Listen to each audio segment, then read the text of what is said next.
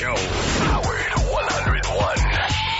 You'd be amazed all the people that do listen to your show. I can't stand it, I tell you. I love you guys are the best. With Shirley. We're hitting the capital. All right, it's 8 days. Relax. Yeah, we're on a bus. Medicine. Two wrongs don't make a right. That's what they say in Hong Kong, by the way. And Jay Thomas.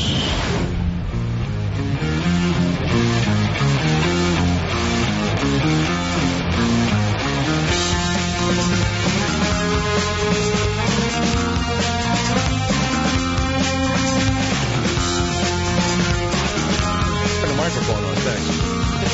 Keep giving me the finger, then you don't turn the microphone on. What am I supposed? I thought he was going, fuck yourself, first thing in the morning. Yeah, that's what he was doing. The Jay Thomas Show. Shuli is here with me, and of course they're running around here, and the interns are coming in, going, "What do you want for breakfast?" There's no eating. It's, no, there's no eating. I don't know. What? Back there, I saw the Opie and Anthony, where they have like 22 interns. All they do is they eat. Everybody eats here. It's like we have time for a couple fruit roll-ups. It's unbelievable. Yeah, and then we're back. Yeah, you go to work. I mean, you're going to be here like in a few hours, you know. You have like a, I don't know what, something before you come in. You don't eat while you're here. And you know what? I'm trying to... Give me a pot roast. I like a porterhouse. Yeah, make it happen. Kevin, it's funny. I don't just... like parents sometimes, and it's fun to be a parent because you can say, and you'll learn this, Shuli, you can say no for no reason at all as a parent, which is one of the most exciting things. Why can't you just can't? You're because not doing that. I said so. That's exactly right.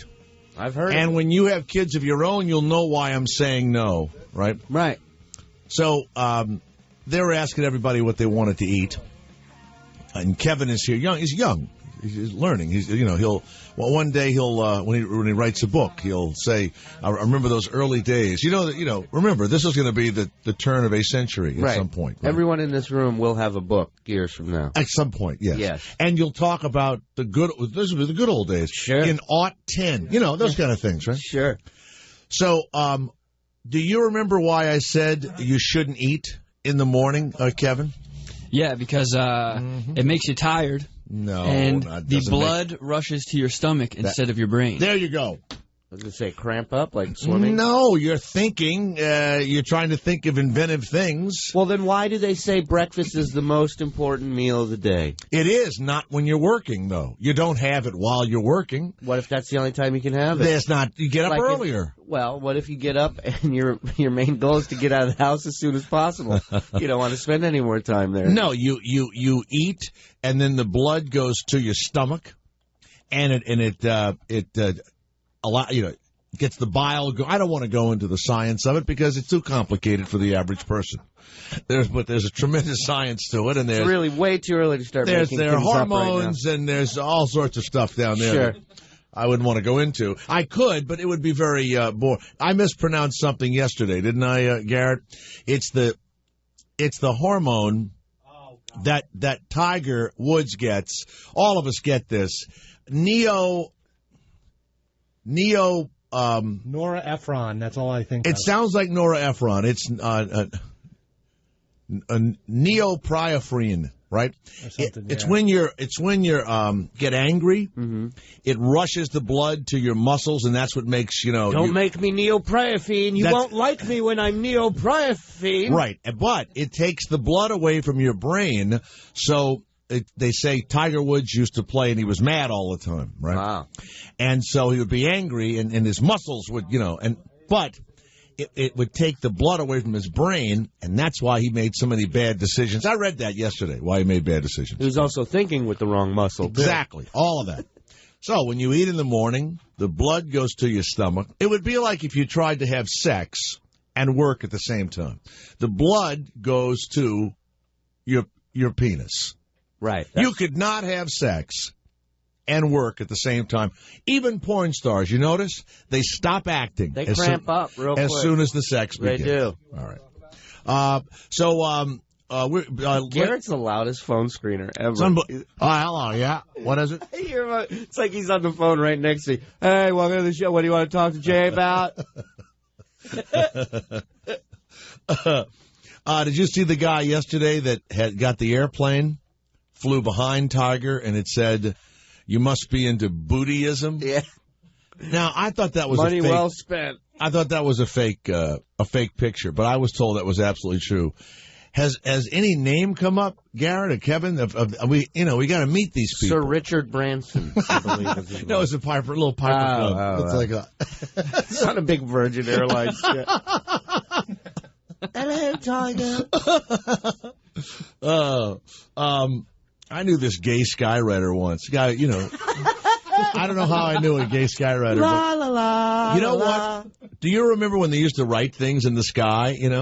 Did all his writings have a at the end Well, of it? he was a gay guy I knew, and he became a skywriter, and he was very good at it. He was a pilot, and it's a dying art, skywriting. Mom, right? Dad, sit down. I want to tell you something. You're Well- gay? No, I'm going to be a skywriter. Yeah, so he was a gay skywriter, and he would write. It was in Florida.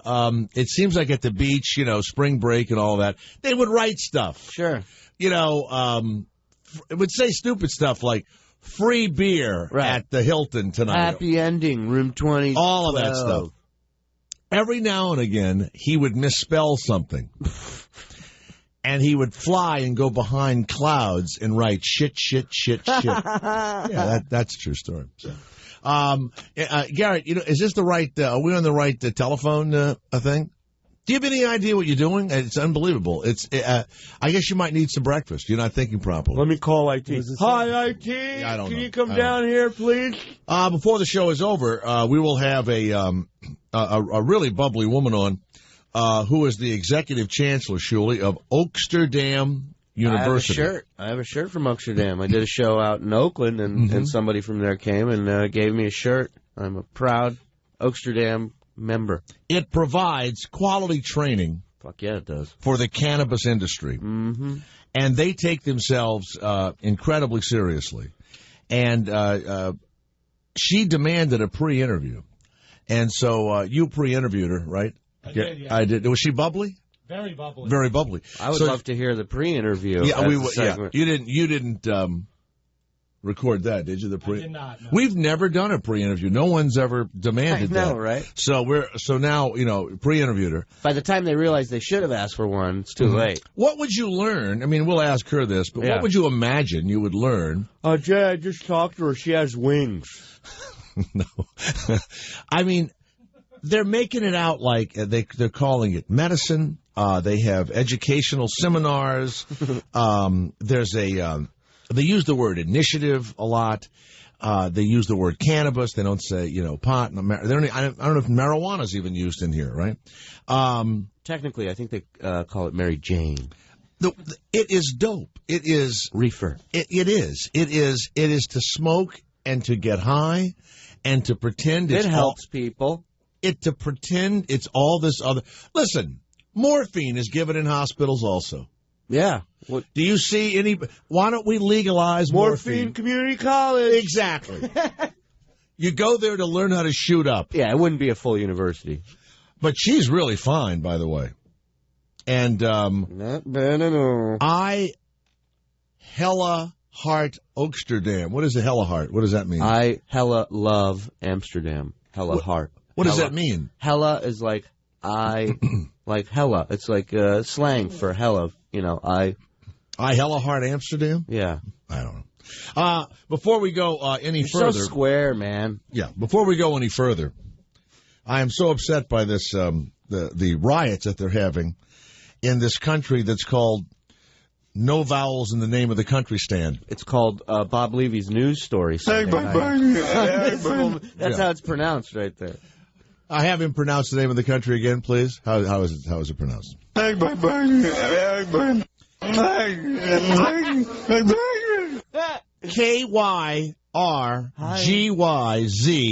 KYRGYZSTIN. What country is that? What did it used to be? What country? That's the guy who drove me down here today. It's like Curly from the Three Stooges. Isn't that the coach of Duke? It is impossible to. It's harder than that drug. It's harder than the hormone that causes Tiger Woods to go crazy. Kyrgyzstan. Is that it? Kyrgyzstan. No, I have to tell you. And here's another thing. They look Chinese. Have you seen the people that live there? Yeah, they're weird looking. It's for where they live. It's part of Russia, right? And they all, every now and again, there's like a Chinese person in there, right? You're like, what? And the Russians beat the crap out of anybody that looks Chinese, apparently. Russians beat the... If you surf the internet, I mean, there isn't a video... If there's a video of a guy getting kicked in the face till he's knocked out cold, it's from Russia. So the police come out in this country. I don't even know how big it is. Now, we have a huge base there. And our air base... Bombers are landing and supplies, and we probably give Kyrgyzstan, $1 billion for this base, right? So the people riot, and the police come out, and here's the great police force. The police, they're overwhelmed by the people in the country. Yeah. So the whole country comes out. They attack the president's home. Okay. He runs away. Sure. The name like of any good president should do. The name of the capital is Bishkek. So my kind of town, Bishkek. So, and it's headlines, and every time you turn on television, you see Kyrgyzstan, whatever it is. But Phil Otto on my fan page corrects us on how to pronounce it. It's pronounced I don't care stand. Well, you know what? I agree, but they've made it a big deal on television, so we have to do this. Yeah. Opposition leader Rosa Otunbayeva said the parliament had been dissolved and everyone in parliament ran away. They've all left. And the president, his last name is Bakiyev. He has fled to the northern capital of his stronghold, and he has said, "I don't admit defeat." Well, he's left the As area. He's running full speed, he's saying, "I don't admit defeat." And so, U.S. diplomats have gone into to Beefsteak, whatever the name of the Pull capital. back to our other headquarters in Shitville. Reporters could hear sustained shooting every few minutes from different directions in Bishkek, along with some single shots. Sounds like they were just doing, shots of. But I don't think anybody does care. But boy, they put it on the friggin' on news constantly, don't they? Yeah, I mean, and then, like you said, it's just odd to see, like, Asian people there. The guy that was caught in the airplane trying to smoke a cigarette, Mohammed Ali Madadi. Boy, if you're Arab, I mean, the last thing you want to do is try and smoke a cigarette on a flight. Jesus, I wouldn't even tie my shoes if I was Arab on a flight. Many people thought that he had taken, I'm not joking, that he had taken a dump and he was trying to cover the smell up. I swear to God. That's one of the things that they thought. You're a man. Sit there. Enjoy it. He was trying to, first of all, I think the smell of this match is as bad as a fart. Yeah. Oh, I agree. The smell of the match makes me nuts. Makes me nuts. People light if you're lighting a scented candle. Yeah. That's different. I agree. I'll give you that. You know what my favorite scent is, by the way? Go ahead. Clean sheets. Linen. Clean. You go into the drugstore. Yeah. I've seen those. I bought them. Clean sheets. Yeah. I don't know what that smells like. Well, you smell the dirty sheet. Sure have. Sure have. Any guy in here has smelled the dirty sheet. Please. So, and this, remember the old actor Sal Mineo? The old gay actor? Yeah. This guy looks like Sal Mineo. Then they grow that horrifying beard, and they look awful. Now, I didn't realize we still had it. There's air marshals, and these guys, this plane was from D.C. to Denver. That's who got him as an air marshal. Mm-hmm. Guy packing heat. They finally got somebody. No, you know what? They've been pretty good, the air marshals. Are they on every major flight? Yeah, supposedly. I mean, that's God, what I wonder say. which ones they are. I wonder if I ever sat next to one. But some people are also saying that they throw that out there, so it's like, you assume that there's an air marshal on every flight, but really there's not. It's kind of like the subway cameras here. You assume that the cameras in the subway station work. They don't work? They don't work. They found the train that Bloomberg takes. All those cameras haven't worked for the longest time that the mayor travels in. From now on, when I fly, I'm going to start try to look like an air marshal. Yeah, right? Because I fly all the time. I get tons of pussy. So I'm going to come in, and I'm just going to stop in the aisle and, look around a little bit and like touch my coat or something like there's maybe a weapon in there. You'd overdo it though. You'd show up with like a duster on and a big cowboy hat. You'd like, Hey, look, the old guy from Mork and Mindy's pretending he's an air marshal. Jay shows up to look like an air marshal with spurs on. Jay, it's not that kind of marshal. Cowboy hat. So he said that he needed to smoke badly, and I've been there. He made a smug crack about trying to light his shoe on fire. That's great. That caused them to tackle him, and the stewardesses.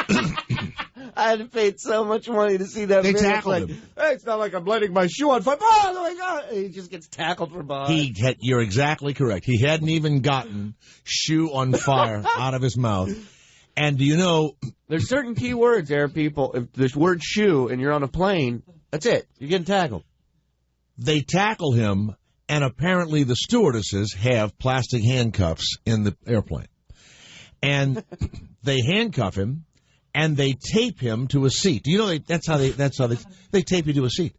Great. So it's like an episode of Jackass in the middle of the flight. Guess where he was flying to and why he was going. First of all, he was going to Denver. Why was he going to Denver? Why? He was going to meet an Al-Qaeda guy who's in jail. Ah, that's nice. And he lit a cigarette in the bathroom. Now, right.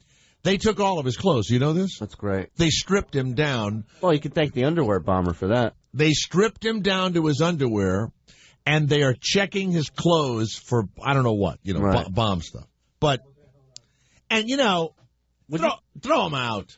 I think I might quit smoking after that. Throw him the hell after out. that incident. Being duct taped to a seat, naked. Let's go to Mike of Brooklyn. Yes, Mike, the Jay Thomas Show with Shuley. What part of the news has interested you that you'd like to continue and discuss? Good morning, guys. Yeah. What's the name of that? What's the name of that country, by the way? Can you pronounce it? Kyrgyzstan. That actually sounds good, Kyrgyzstan. Jay, the weather in It's beefsteak. close enough. Isn't beefsteak in Yeah. in Spanish or French or what is it in? I ordered teriyaki beef steak. What language is it? Yeah, beefsteak is like, I think, steak in Spanish. I could be Beefsteak. completely wrong. Mi amigo, dos beefsteaks, por favor. There you go. Yes, Mike, go ahead. How do you say it again? I live in Brighton Beach, Brooklyn, okay? Yes. Which is a very Russian area. Mm-hmm. And I go into a Dunkin' Donuts the other day to get my coffee, and this really little Chinese girl comes up next to me and seems out of place because it's mostly Russians there. And all of a sudden, her phone rings. She picks it up. She starts speaking Russian. I freaking jumped. I don't understand how it happened. I guess years ago the Mongolians came into Russian, but there are Asian Russians. And it freaks me the hell out because you don't expect it to happen. You don't expect these people. You think they're, going to speak English, Chinese. And she started speaking Russian. So I'm surely on the fact that, these Russians, that look Chinese, it's just weird. Well, what I think happened is that the Russians took so much territory and overran so many people, and I guess China's right there, right? Yeah. Years ago. They got a little too happy. They got a little too excited. Is that where the humungs come from? First of all, why do you put an H in front of an M?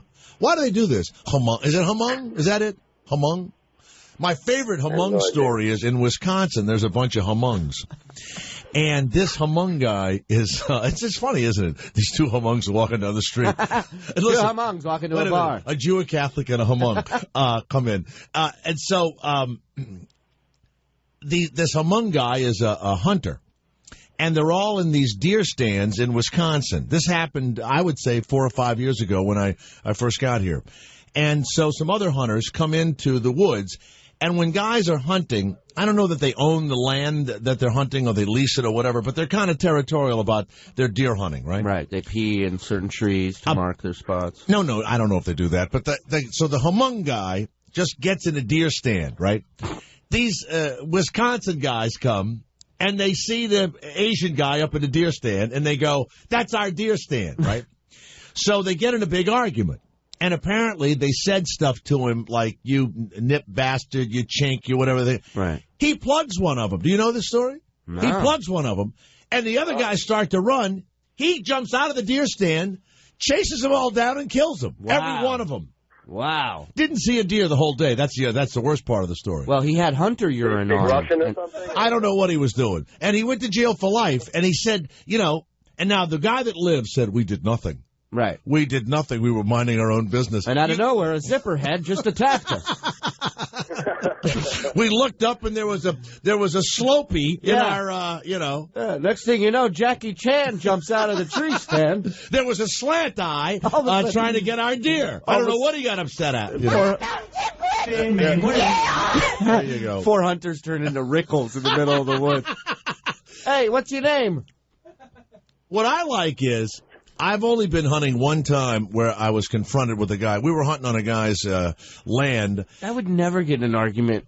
First of all, no, you have guns. Everybody has a gun. But everybody has a gun, right? It's like getting in an argument in the Wild West. We're in Charlotte, North Carolina. I get off the air. This is before they built all the houses and all. And these guys would go dove hunting in the afternoon about 5 miles out of town. Sounds gay. So the record company guy says, come on, let's go dove hunting. So we all get, 20 gauge shotguns. Who's ready to go shoot some doves? We go to this field, and the guy says, there's no doves over here. They're all landing over there. He says, yeah, that guy seeds his field. But it's his field, right? So all the doves are over there. So we sneak onto his property. That's probably no. And we start knocking the doves out of the sky. Next thing you know, this truck pulls up.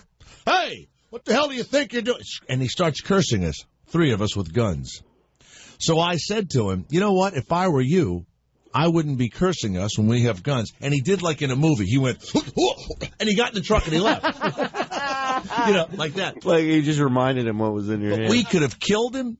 Yeah. Put him in a shallow grave, which is my favorite. You know why all the graves are shallow? Why is that, Jay? Have you ever tried to dig a grave? It takes forever. It's true. So you get like about a foot and you go, Jesus, I'm exhausted. You can pick up some Mexican guys at Home Depot on the way. And you push the body down. You go, you think that's low enough? Can you get? Because it takes hours to dig a grave. Right. Mike in Brooklyn, you live in Brooklyn. Have you ever dug a grave? Today?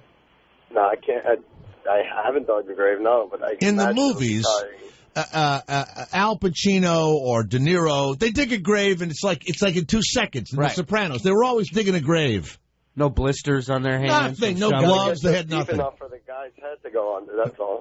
That's why it's always a shallow grave. It's very, very difficult. Thank you, Mike, very much. Mike, what do you do for a living? You're just hanging on the phone with us. What do you do? I'm an electrician. Is somebody expecting you to fix something now, and you're farting around with us? No, not till 8 o'clock. Do you ever get do you ever get shocked? I actually did. When I was an apprentice, when I was training, I was supposed to put an outlet in a wall. And nobody told me that the wires were live, so I'm wrapping the wires together. All of a sudden, I go to make a splice, and it shocked the shit out of me. Like, you can't imagine, and I will never make that mistake again. Could you have died from that?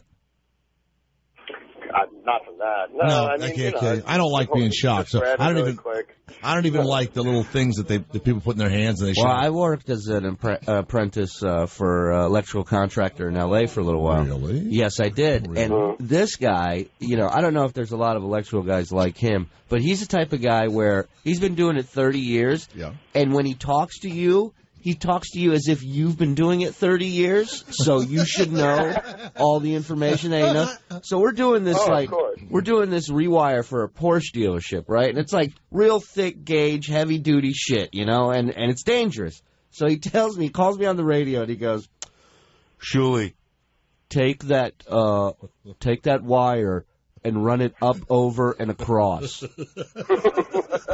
And then I come back with, "Up, over, and across what?"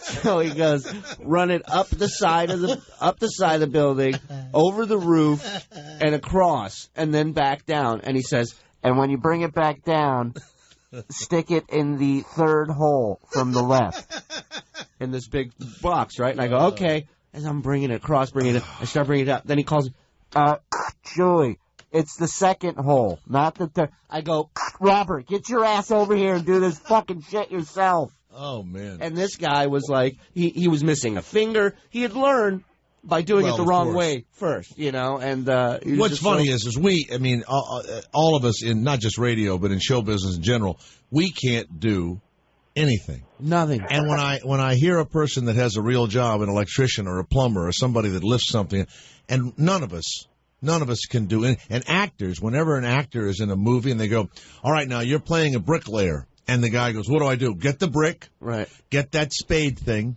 and put some stuff on it like I'm buttering a bagel. That's right, like you're buttering a bagel. That's the only thing. Yeah, you ever see actors look like they're working in a movie? It's terrible. Well, look, I have nothing. 2 weeks of experience in every field of construction. You name it, I got 2 weeks in it. And That's then the way to do it. You can do a little bit of everything. Well, it wasn't by choice, sir. I usually ended up getting fired or I quit. All right, thank you very much, Micah. Micah Brooklyn. Guys. Good luck. Take it easy. All right. But the guy I worked for used to let me get shocked every morning. Jason of Waynesboro. Yes, Jason, how are you? Morning, Jay. I wanted to see what A or B list celebrity day you're going to piss off. I don't think we have booked anybody that I could. First of all, that was a very nice compliment, A and B. Well, I don't know that I've had an A. Well, yeah, we've had some A celebrities. They're not so plentiful anymore. But I tell you what, I don't think we can piss off the woman from the Marijuana University, and I don't think I can piss off Uncle Cracker.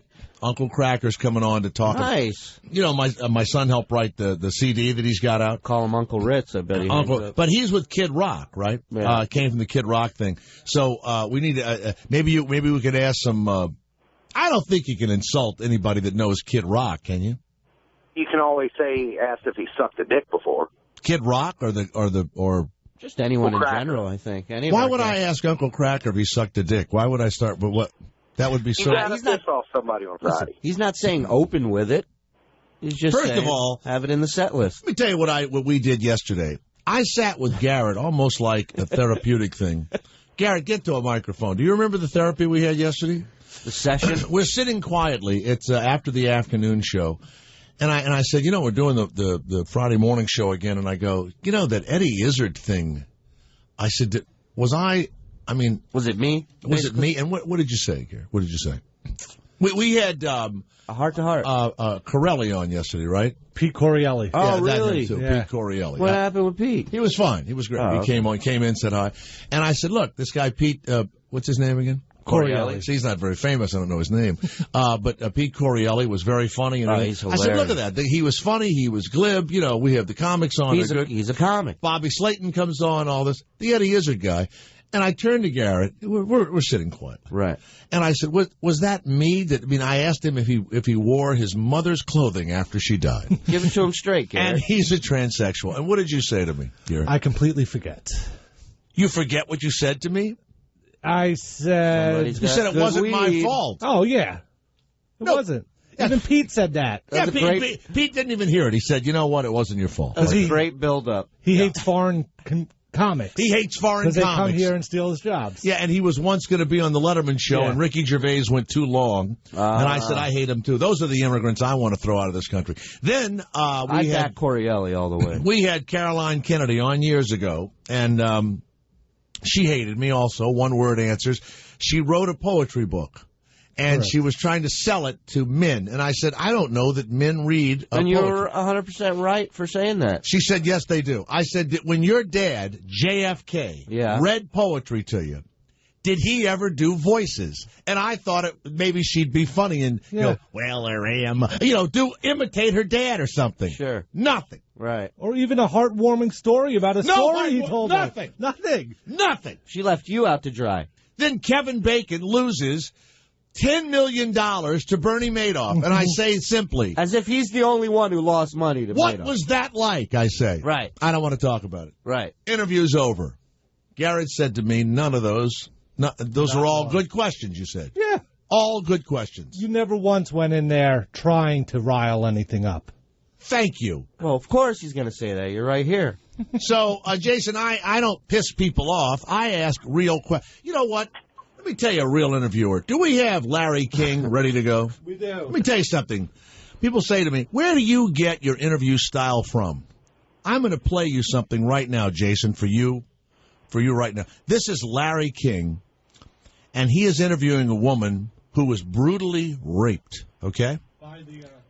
This is the chick that was in that Who is Hold this? on. The Garrido guy, he was the one that kidnapped a girl when she In was the 8. backyard, right? And kept her in the backyard and had With all kids the with her. tarps.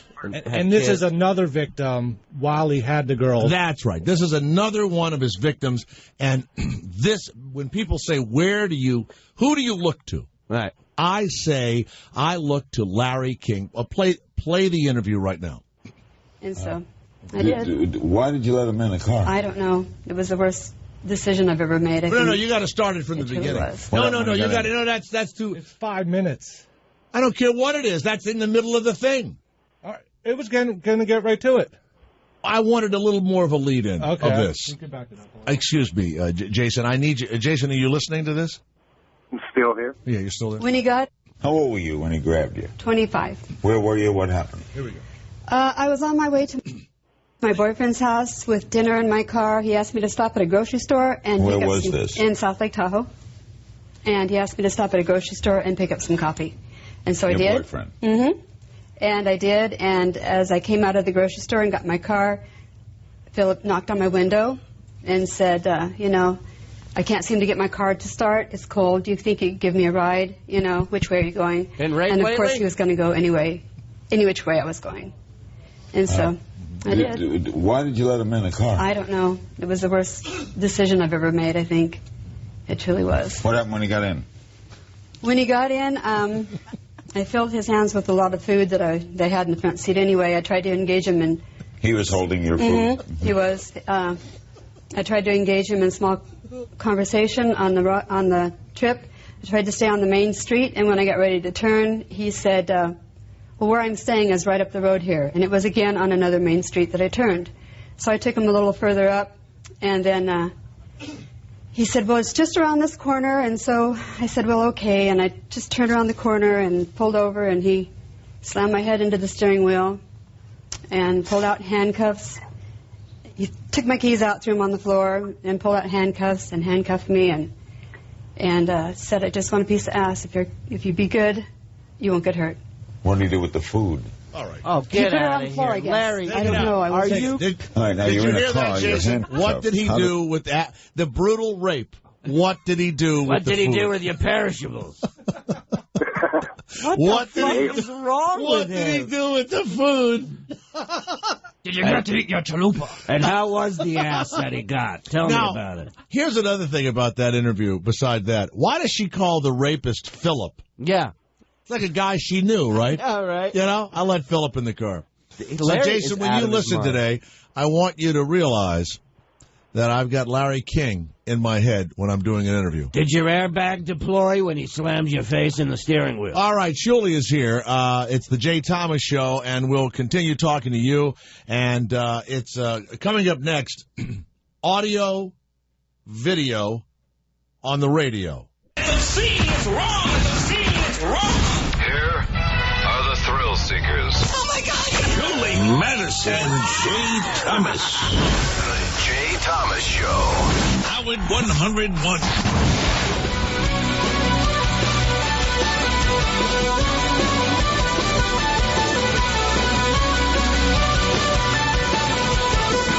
Call us at 888-STERN-101. Shuli is here. Ira the Weatherman is on the way. I went to visit, took my kid to see colleges in Oregon last week. They call them colleges now, not strip clubs? Whatever, universities, whatever they are. And, of course, we fought, and I called him a selfish little prick on the trip, and he called me a failed actor. So that's the kind of... So I called the other day, and I said to my wife, well, what school is he going? She said, well, he'll never go on another college trip again. Yeah. I said, I guess he's going to choose one of them in Oregon. That's it. And he's going to. That's it. He'll never choose. Or, here's the threat. You got to go up the street to the community college where everybody thinks you're a loser. Right. As Robert Schimmel says, high school with ashtrays. You know what? I went to community college, Gulf Coast Junior College, Panama City, Florida. Was president of the sophomore class. Graduated with honors, I might add. And I'm proud of it. I went to Pierce Community College. There you go. Every week for the swap meet. I would go down there. No, I mean it. It's a good place to go, to go to the community college. And it costs nothing. By the time I was done with high school, I was like, people go for more? Here's what you ought to Idiots. do, and I'm not joking. Yeah. You go to the cheapest school you can go to, and you take the hardest classes. Phoenix Online, refrigerator repair. No, you go to like a real college, Right. and then you apply to transfer to a really impressive school. Like, it doesn't have to be a Harvard, but if you can get into Harvard, like let's say for your last semester of your junior year, and then you become a senior at Harvard, all right? Or let's say, pick a big university, and then that's where you graduate from. Right. Well, I give that advice at my house, and what? I go, that's how you do it. It makes, the education will be the same. Not that easy, Dad. It's the friggin', where did you go to school? You don't say Pierce Community College. Well, I started at Pierce, and then you go. You don't say that. You go. You graduate UCLA. Boom, done. Where did you go? Yale. Yeah. That's it. Yeah. No one says, how long did you go? You went 6 months. How about this? Online I went extension. half at Appalachian State, and the other half online. BU. You take these major university courses. They're online. You can do it. Yale, Princeton, anywhere, and you get a degree in anything online from these schools. Right. Anything. And you say you graduated from there. That's all. Makes no difference where you go to school. No, unless maybe you're going to be a doctor or something. Yeah, you have to go to school. There's some online places. They'll just send you a plaque. I have a couple of friends that are lawyers.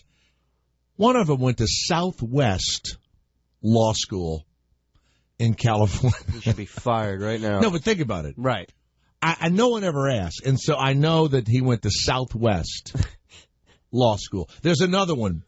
L.A. College of Law. That just screams public defender. It does, right? Now, everybody else went to USC, UCLA, NYU. You don't ask people where. Alan Dershowitz, the big, okay, he teaches at Harvard and all.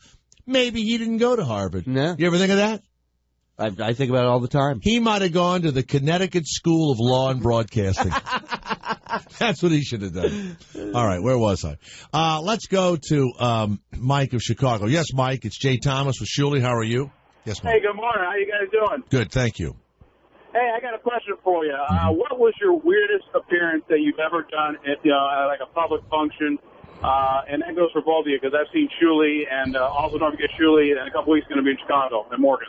The weirdest appearance? Mokina, actually, Illinois, and then, but no, weirdest appearance for me, as far as like doing stand-up? Yeah. Well, just weird because of the scene and just where we were at, but it was this Insane Clown Posse had a festival over this weekend, and they booked myself, the great Beetlejuice, to come out and do some stand-up at the Gathering of Juggalos, which is out in the middle of Evansville, Indiana, and it's a 2-hour drive from the hotel to this mountain where this shit goes down. But when you get up there, it's like Lord of the Flies. There's no laws, there's no rules. Kids are walking around with their faces painted, and I'm going up to do a show. And they warn me before they go. They go, listen, the Juggalos, they're cool, but, if they don't like you, you're going to know real quick because they're going to start throwing shit at you. What is a Juggalo? That's their fan base Right. called Juggalos. Mm-hmm. And so I'm like, okay. And they go, I go, have they thrown stuff at people? Yeah, Andrew W.K. is a singer. He was on stage, and they shot bottle rockets at his head. Like, what? So I go up there, and they're all kind of talking. And normally in a club, if there are people talking, I go after them, It's like... Not in this group. Oh, my God, no. I'm like, hey, what are you guys talking about? That sounds like a great conversation. And second row from the stage, there's a guy hitting a bong right in the middle of my show. And I'm like, what the fuck? Where am I? I'm like on another planet. So that was the strangest thing for me was just being. They had all these carnival rides there and all these tents and a huge concert, and it was like a 3-day thing where these kids just no come one out. Listens to a comic at a rock concert. Or they had like 3,000 people in this tent. Did they laugh? Did they? Yeah, They did. They heard you. Yeah, it was actually a good show, but it was very weird. Very weird. I did the Miss Nude North Carolina pageant, and I was booked, and I was engaged at the time, and I brought my fiance with me. I have to tell you, I don't know why I did it. I will never, to this day, know why I did it. I thought it would be like just a lot of fun, right? So I get booked. This is years ago, and I wasn't doing well. They wanted to see the women. And it got out of hand somehow, and so I wasn't getting any laughs. So I took all of my clothes off and came out, pretty much naked, right? Pretty much. What do you mean, pretty much? Well, I went down. Covered your pin? Well, no, I went down to my underwear, but I took the underwear and I rolled it up, and I put it in the crack of my ass. Yeah, I made sumo panties out of it. Right.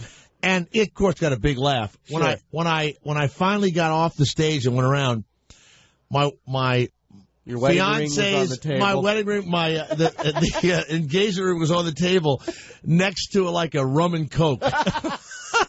So that was it. Oh, no. That's all I got. And I'm not saying why'd you bring her like you could have got laid. I'm saying why'd you bring her for the fucking fight later on? You know what? I just don't know why I did that. Hey, Mom, we're on our way to the Miss Nude pageant. Me and my future husband. Yeah, I don't know why. She's the one that also threw that ring out of the window after we'd gotten married. And I had to go back with a metal detector and find it.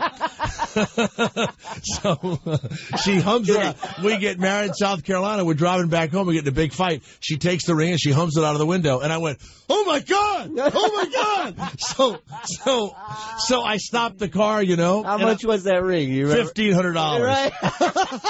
I'll never forget it. But a buddy of mine had sold it to me. And his marriage hadn't worked out, right. So I bought like a jinxed ring, right?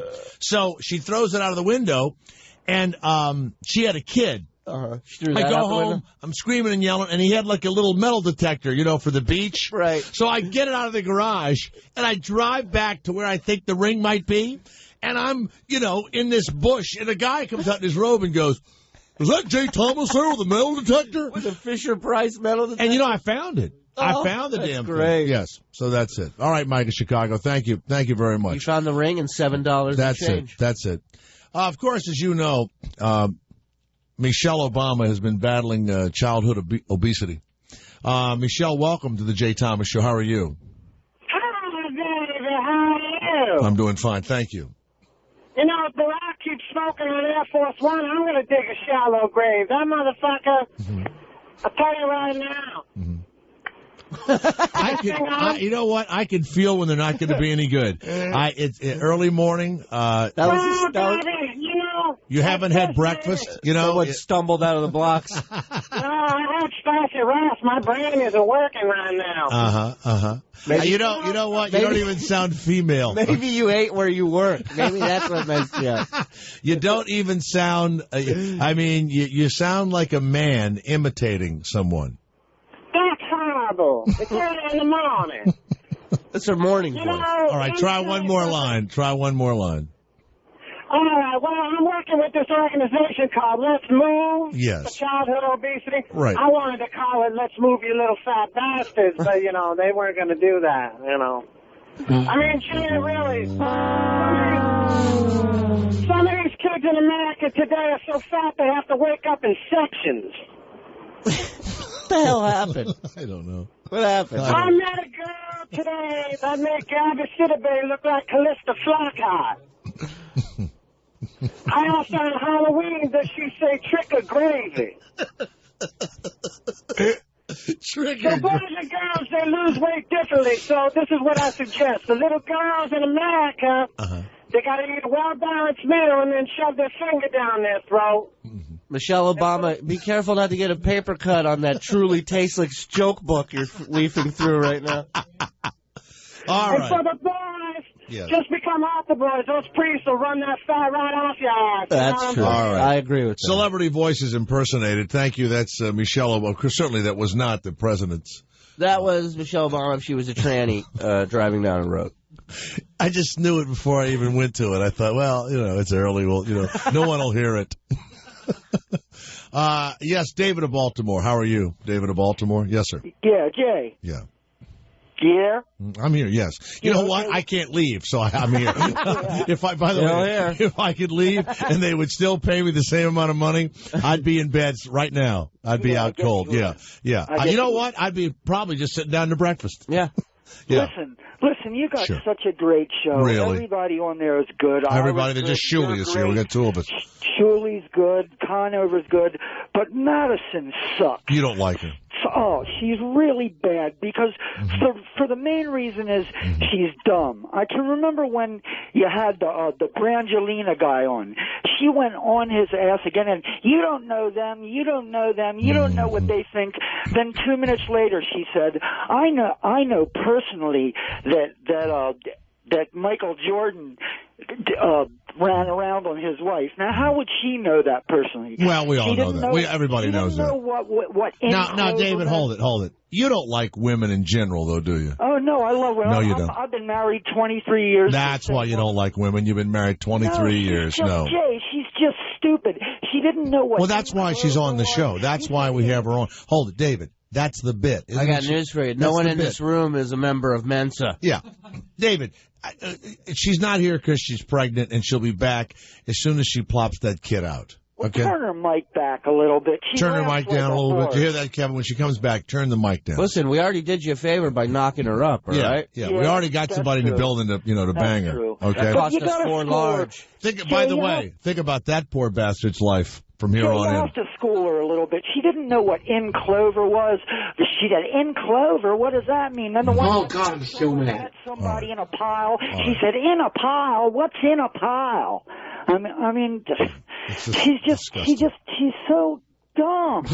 All right, you got it all out of you now. You finished. You're like a you're like Don't sugarcoat it. How do you really feel? It's like a pimple that someone's popped. It just keeps the pus keeps oozing out of him. Yeah. You're done now. I don't have anything to say to that. We find her funny and stupid and interesting, and so she's around. She's funny and stupid and interesting. But that's the deal. That's the part she plays. Funny, stupid, and interesting. I got 7 friends that won't even that'll turn. How many do you have?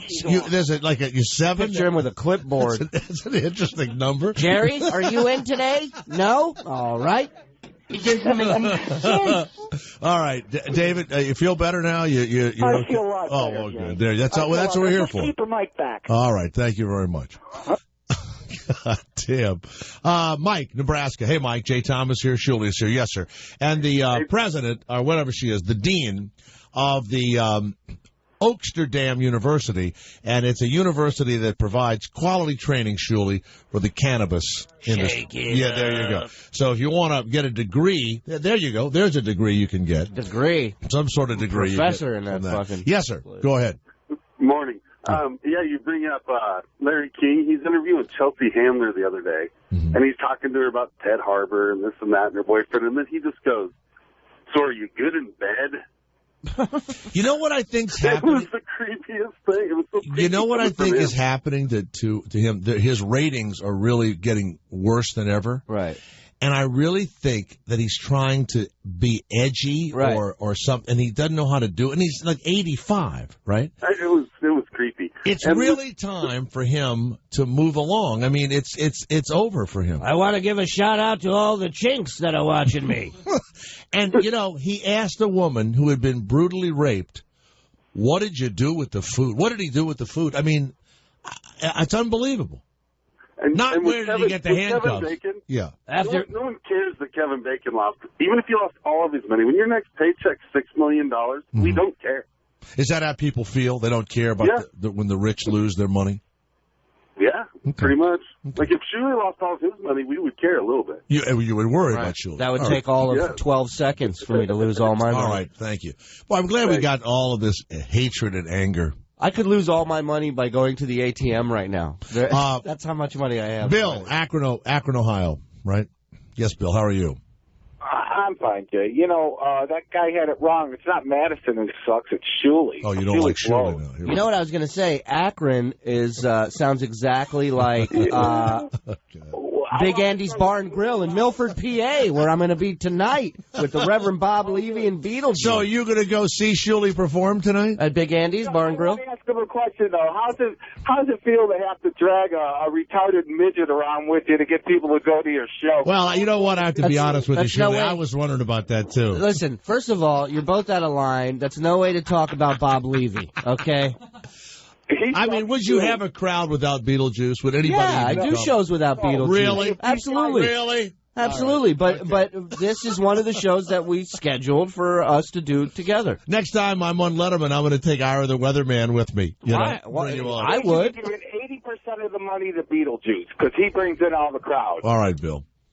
Thank you. Boy, Thank you, really, Billy. Just everybody, just terrible, isn't it? Hot cup of love this morning. Is it time for audio, video on the radio? You ready for that? Yeah, what do you need? That? Is that okay with it? What do you want can to we hear? do audio, video on the radio. I got the... you know what? I wish we had some... You know, we don't have the staff that the normal Howard Stern show has, so we don't have all the sound effects and everything. Yeah, what is it, Garrett? What is it? Are you ready for audio, video? Yeah, some sort of a noise or a... And the reason why I call it, there is audio, and then there's video. So you're listening to it, and you could watch it if you... All of these have pictures to them. We like to confuse you right before audio, we video. Go into a second. You get to listen to us watch things. That's exactly right. Yeah. Like Taiwanese Idol. Like the Larry King thing. We were watching Larry. How lucky were they? It's unbelievable. What is StarCraft? What is that? Is that It's a video game. It's you control armies, different parts of an army. But do it's you like play future armies. I've played it once, maybe. Kevin, do you play it? I used to play it back in the day. The first one came out a time ago, I think, like 10 years ago or and more. It's huge in like Vietnam or Asian countries where they have stadiums built and they watch people play this game. You think the Hmong play it? Definitely. The Hmong go there. They go to stadiums to watch people play a video game. Yes, there's pros. They don't have porn over there. Jesus. This woman, apparently her boyfriend's StarCraft beta test code came. This is what you'd get the game with, you download it with? Uh-huh. Yeah, the new one's coming out, so people apply to get a beta code. And you have to wait for it? It's hard to get? Hi, Brad. Yeah. Yes. Yeah. And this is what's great about the Internet, Shuli. Hi, Brad. Remember when we broke up last week? Well, Would you hold it a second? Go ahead. Where did I say just start fucking playing it while I'm that's talking? me. That's me. I'm setting it up. Why are you doing that then? Why? Don't let him do. He's not any. He just told you he's a failed electrician about 10 minutes ago. My job is too easy being funny. Why are you letting him do that? Stuff. Because he likes to look at his Facebook page. Well, no, I talk to the fans on the fan page on Facebook, so there's not another. What are you, computer. lonely? You got to be on Facebook while you're doing this They show? like to contribute. Why don't you have a 6-course meal like you'd like to have? Phil Otto said you'd be the only air marshal killed by getting run over by a Zamboni on a flight. Phil Otto is the only fan you have, and you keep saying his name over and over again. You know what someone said to me? Three others on here. Make up different names so it's like 100 people. Don't say. First of all, who's listening? Jesus. Like it's the Zapruder film that they're coming to you with that tip. Oh, Shuli should say some more names. Tell the psycho to calm down a little bit. All right. Unplug. Here we go. Are you going to run this, Shuli? Not anymore. Well, but I mean, really. No, I will. I can play it. I got it. Hi, Brad. All right, now. So the thing comes in. Go like this when you're ready. Well, I haven't moved a hand. I haven't done anything. So you're the one that's going to control all of the audio, video on the radio. This is one of my big bits. And you're going to friggin' control it. Okay? Yes. You're not even from... You were born in a foreign country. That's, Hey, when people talk about immigrants, you ever feel badly? No. Because you're an immigrant. Nah, not really. All right. I don't have an accent. Where were you born? What was the name of the town you were born in? Rishon LeZion, Israel, represent. Whoop, whoop. And you're an Israeli and an American citizen. Damn right. That's weird. You have two passports? No, not anymore. Really? Yeah. Is the Israeli one shaped like a matzo ball? It's in the form of a yarmulke. It doubles as a yarmulke. Some kind of whatever. What color is it? Huh? What color is it? I think it's blue or darkish blue or because black. the French is red. United States is I think blue. it might be black. Black. All right. Here we go. So she gets it, and then of course they've broken up, and she goes on the internet. Hit it, Shuli. Hi, Brad. Remember when we broke up last week? Well, guess what? I went into your email and I changed the password, and look what came in. This StarCraft 2 beta key shit. I remember how much you really wanted this when we were going out because you love video games so much, I deleted the fucking email. And guess what? You're never gonna get this shit. You're never gonna fucking get it, because I fucking hate you, Brad. You're a fucking dick. Wow. That was the beta codes going through a paper shredder, by the way. Yeah, there you go. Now, was that acting, you think, or that was real? Well, here's my thought. Do you think she was that batshit crazy before he stuck his dick in her, or is that because he's so good that made her nutty? Can you imagine him showing that to his friends? You see what I told you? Wow. This is from England, and there's a soccer game going on. They go to the announcer. Do you have this? Now, see, Garrett, it makes me nervous when you start sneaking around Shuley. Okay? He's just making sure I'm pulling up the right one. So they go to the guy, and the guy's watching the game, but they know what's happening. So they go to the useless sideline reporter at the soccer game. Hit it, Shuley. Just wait for the page to load up here. Oh, don't do this. It's not me. This bit isn't that good to begin with, and now it's even worse. It's coming. It's just, there's You a know lot what, going on here. Garrett? Can't we have it so it goes quickly, like from one to the next? This computer can't handle But Oldham in front against Gillingham alone from Doncaster Rovers, and Doncaster themselves have scored against Plymouth. They're on the brink of the playoffs at the moment. James Coppinger has got that goal, and we're up to Fratton Park where there's been a red card. But for who, Chris Kamara? I don't know, Jeff, has there? I must have missed that. Red card? Chris, have you not been watching? I haven't. I don't know where that's come from, Chris. I have no idea what has happened there. What's happened, Chris? I don't know, Jeff. He doesn't. He's watching the game. I don't know. The rain must have got in my eyes, Jeff. But Chris, let me tell you, according to our sources, Anthony Van Den Boer has been sent off for a second bookable offence. Get your fingers out and count up the number of Portsmouth players who are on the field. No, you're right. I saw him go off, and I thought they were bringing a sub on, Jeff. That's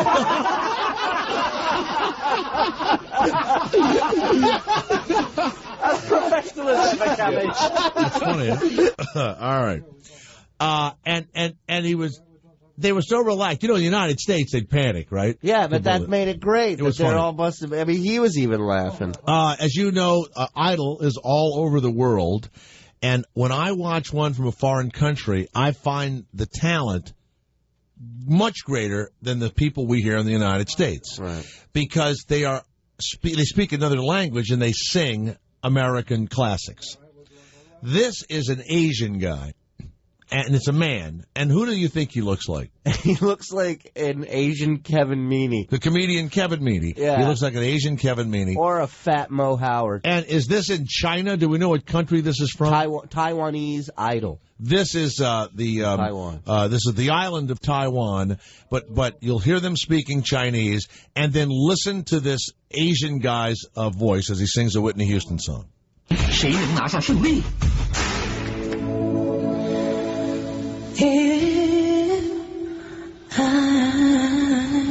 It's a guy. Should stay. I would only be Henri. your way. So I'll go, but I know I'll think of you every step of Yeah. the way.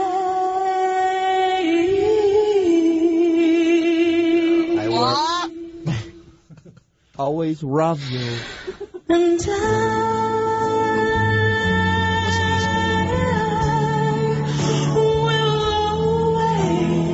Like Wayne Newton. Yeah. Listen to him.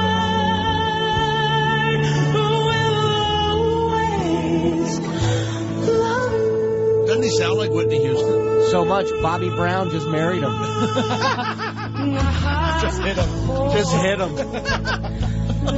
Keep saying him, Garrett, and Shirley will keep stealing them. Yeah. All right? Yeah, this guy's definitely got a pussy.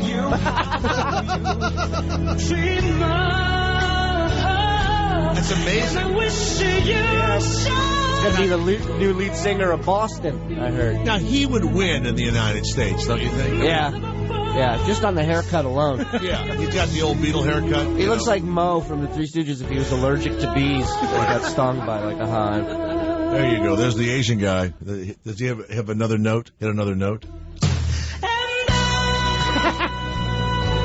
you go. All right. There we go. For those of you that are still interested in Tiger Woods, I will tell you that I was in the gym yesterday morning and minding my own business, on the bike, and I see his face come on the screen, and I don't really listen. And so, I know, 30, 40 minutes passes, I turn on ESPN, and I see his face come on again, and I turn on the sound. Have you seen the ad yet, Kevin? I haven't seen it. All right. Insanely creepy. If you have not seen it, I mean, I guess you've heard about it. It's Tiger looking at the camera, black and white, and he has this muffin face. He is not an attractive man. It looks like, it's puffy. His face is kind of puffy, right? And he's just staring at the camera, and then the voice of his father is in the background. His father's dead. Yeah, been dead. Been dead for a couple of years, and I don't know where they get this from. Whoever is advising this guy, this is Nike wanting to try and recoup their $30 million, whatever they pay him a year, too quickly. This is that, if you haven't heard it yet, in your mind, just envision Tiger Woods is just staring directly at the camera. That's it. Tiger, I am more prone to be inquisitive, to promote discussion. I want to find out what your thinking was. I want to find out what your feelings are. And did you learn anything?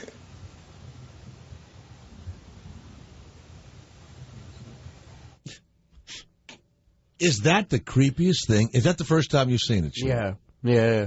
Now, does that make you want to go buy a Nike hat or a ball or does it make you want to buy a driver, a Nike driver? What do you want to buy? First of all, how were people supposed to understand that was his dad when they didn't make mention of it or anything? Like, it just could be some guy. Could be an actor, right? Yeah. There's no video. Unlike what we do here, audio, video on radio. It could be Morgan Freeman. Do we have Morgan Freeman? Do we have Morgan Freeman? Yes. Yeah, Morgan Freeman slower. talking. Maybe it'll pop up. And Tiger looking directly into the camera. No, we don't have it loaded up right now. Oh, of course we don't. It's his fault, not mine. I talked about it yesterday. Good thing you guys had that show meeting this morning. I got to tell you something. I have never been so disappointed in this measly group of individuals as I am right now. I agree. You should be ashamed of yourself. You know yourself. what I feel like right now? You all three should have had breakfast.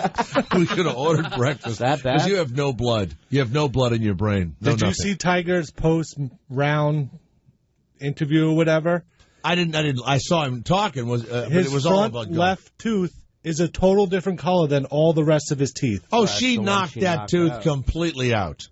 She hit him with the club in the face. Upper lip is kind of a bit bigger on the the left side of his face. She knocked the cold living shit out of him. Yeah. By the way, if a woman that beautiful, she is so stunningly gorgeous. A Swedish gorgeous woman was beating the shit out of me with a 9-iron. My penis wouldn't get soft for a month. I don't know why it is. You know how mad you have to get a Swede to fight? Oh, my God. You know how much I would love a woman who was beating me with a 9-iron? Yeah. Okay? I mean, your wife getting mad at you and being quiet, that doesn't turn you on. No. But when she's so upset, she beats you with a 9-iron. Oh, my God. You know what I'm saying? Yeah, that's hot. He's madly in love with her now. She may never, go back to him. Right. But he's madly in love with her. Honey, could you knock my tooth out again tonight? All right, stay where you are. Dale Sky Clare. She is the chancellor of Oaksterdam University. For those of you, what will I do with my life? How about a quality training for the cannabis industry coming up? Jay Thomas. The subject is show is terrible. Hey, Dave. That's Jay Thomas, the host. He's the idol of every man. He says what he wants and how he wants it all the time. It's the weirdest and the wildest. Jay Thomas Show. Horrible. Oh, that's so good. Could Howard sound more bored? That's Jay Thomas, the host. Huh? I think you caught him on an off day. Really? You can't even, feel a smile on his voice, when you learn broadcasting, as I did at the Connecticut School of Broadcasting, if you talk like this, there's no smile. But then if you talk like that, there's a smile on your voice. As opposed to Letterman's great intro. Is there a funnier man than Jay And no one ever claps. Nothing. That's the most embarrassing part of Best that. was the last They time look you at went each on. other going, who, what? The last time you were on and you called everyone in the audience assholes. Yeah, the That idiots. was the greatest thing ever. Is there a funnier man in America? I think he does it as a joke. Yeah, he's putting you down. Yeah, exactly. He is. For about 10, 12 years, I thought it was a compliment. No, guy shitting on you. Idiot. You know what? I got the wrong thing. I almost was going to ask the woman from the marijuana university the Uncle Cracker questions. That would have not gone well. Sure, Uncle Cracker. Dale Sky Claire, it is 5:20 in the morning in California. Thanks for getting up so early for the Jay Thomas Show with my friend Shuli. Thank you. Oh, indeed. Thanks for having me. Good morning. Morning, Dale. Now, have you? Now you are the executive chancellor of the Oaksterdam University. Shuli wears one of your T-shirts. Oh, fantastic. I'm a proud supporter, and Yes. pleasure speaking to you. How was the wake and bake session for you this morning? It was all I could do to wake, never mind bake, if you wanted me coherent this morning. Now there you go. You're right off the bat. Here's the deal. If you run the university and it's about the cannabis and how to grow it and everything else, but the thing is, it's a thing that you smoke. It's not when you have a cocktail. You have a cocktail and you can, go about your business. Or if you do cocaine, you kind of, there's a spring in your step, If you do pot, you ought to just be relaxing after that. It's what I don't get about it is, and I smoke myself, but I wouldn't do it to get up and go to work. It doesn't, is there a wake-up part of cannabis? Is there anything in it? Could you start mixing it at a later date so it doesn't just make you stoned? Is there a way you guys at the university can mix it? Well, as a matter of fact, it's not just us. There are many amazing horticulturists that have discovered there's two different things you have to be aware of. There are different strains of cannabis, and cannabis affects everyone differently. So if you're sick, if you have cyclic vomiting syndrome and you can't get off the toilet in the morning because you can't stop throwing up, cannabis doesn't make you high. It just simply makes you normal so that you can get off the toilet, go cook breakfast, take your kids to school. That's what it's all about? It's normal people that get high. So that's you're the just recreational doing side. it for people that can't get off the toilet in the morning? That's what y'all are dedicated to? Well, this is how it all began, is the very first people that should have access to this would be as medicine. If we're going to treat cannabis recreationally as something, even though it's safer than alcohol, we treat it as though it's worse. At the very least, folks should be able to use it as medicine. So that is how it all began, yeah. You know what? I mean, the reality is that many more people want to use it as happy medicine rather than a cancer or a treatment for someone that can't eat. But you have to pretend that it's a medicinal thing. And when I'm puking or if I have the shits, the last thing I'm thinking of is, man, a joint would be awesome right now. Yeah. But that's me. Like she said, everybody's different. Do you walk around, can you smoke at the Oaksterdam University? Well, we have designated areas to medicate, but we do not allow tobacco. That's good. I didn't mean tobacco. So when you guys smoke a joint, you say, we're going to medicate.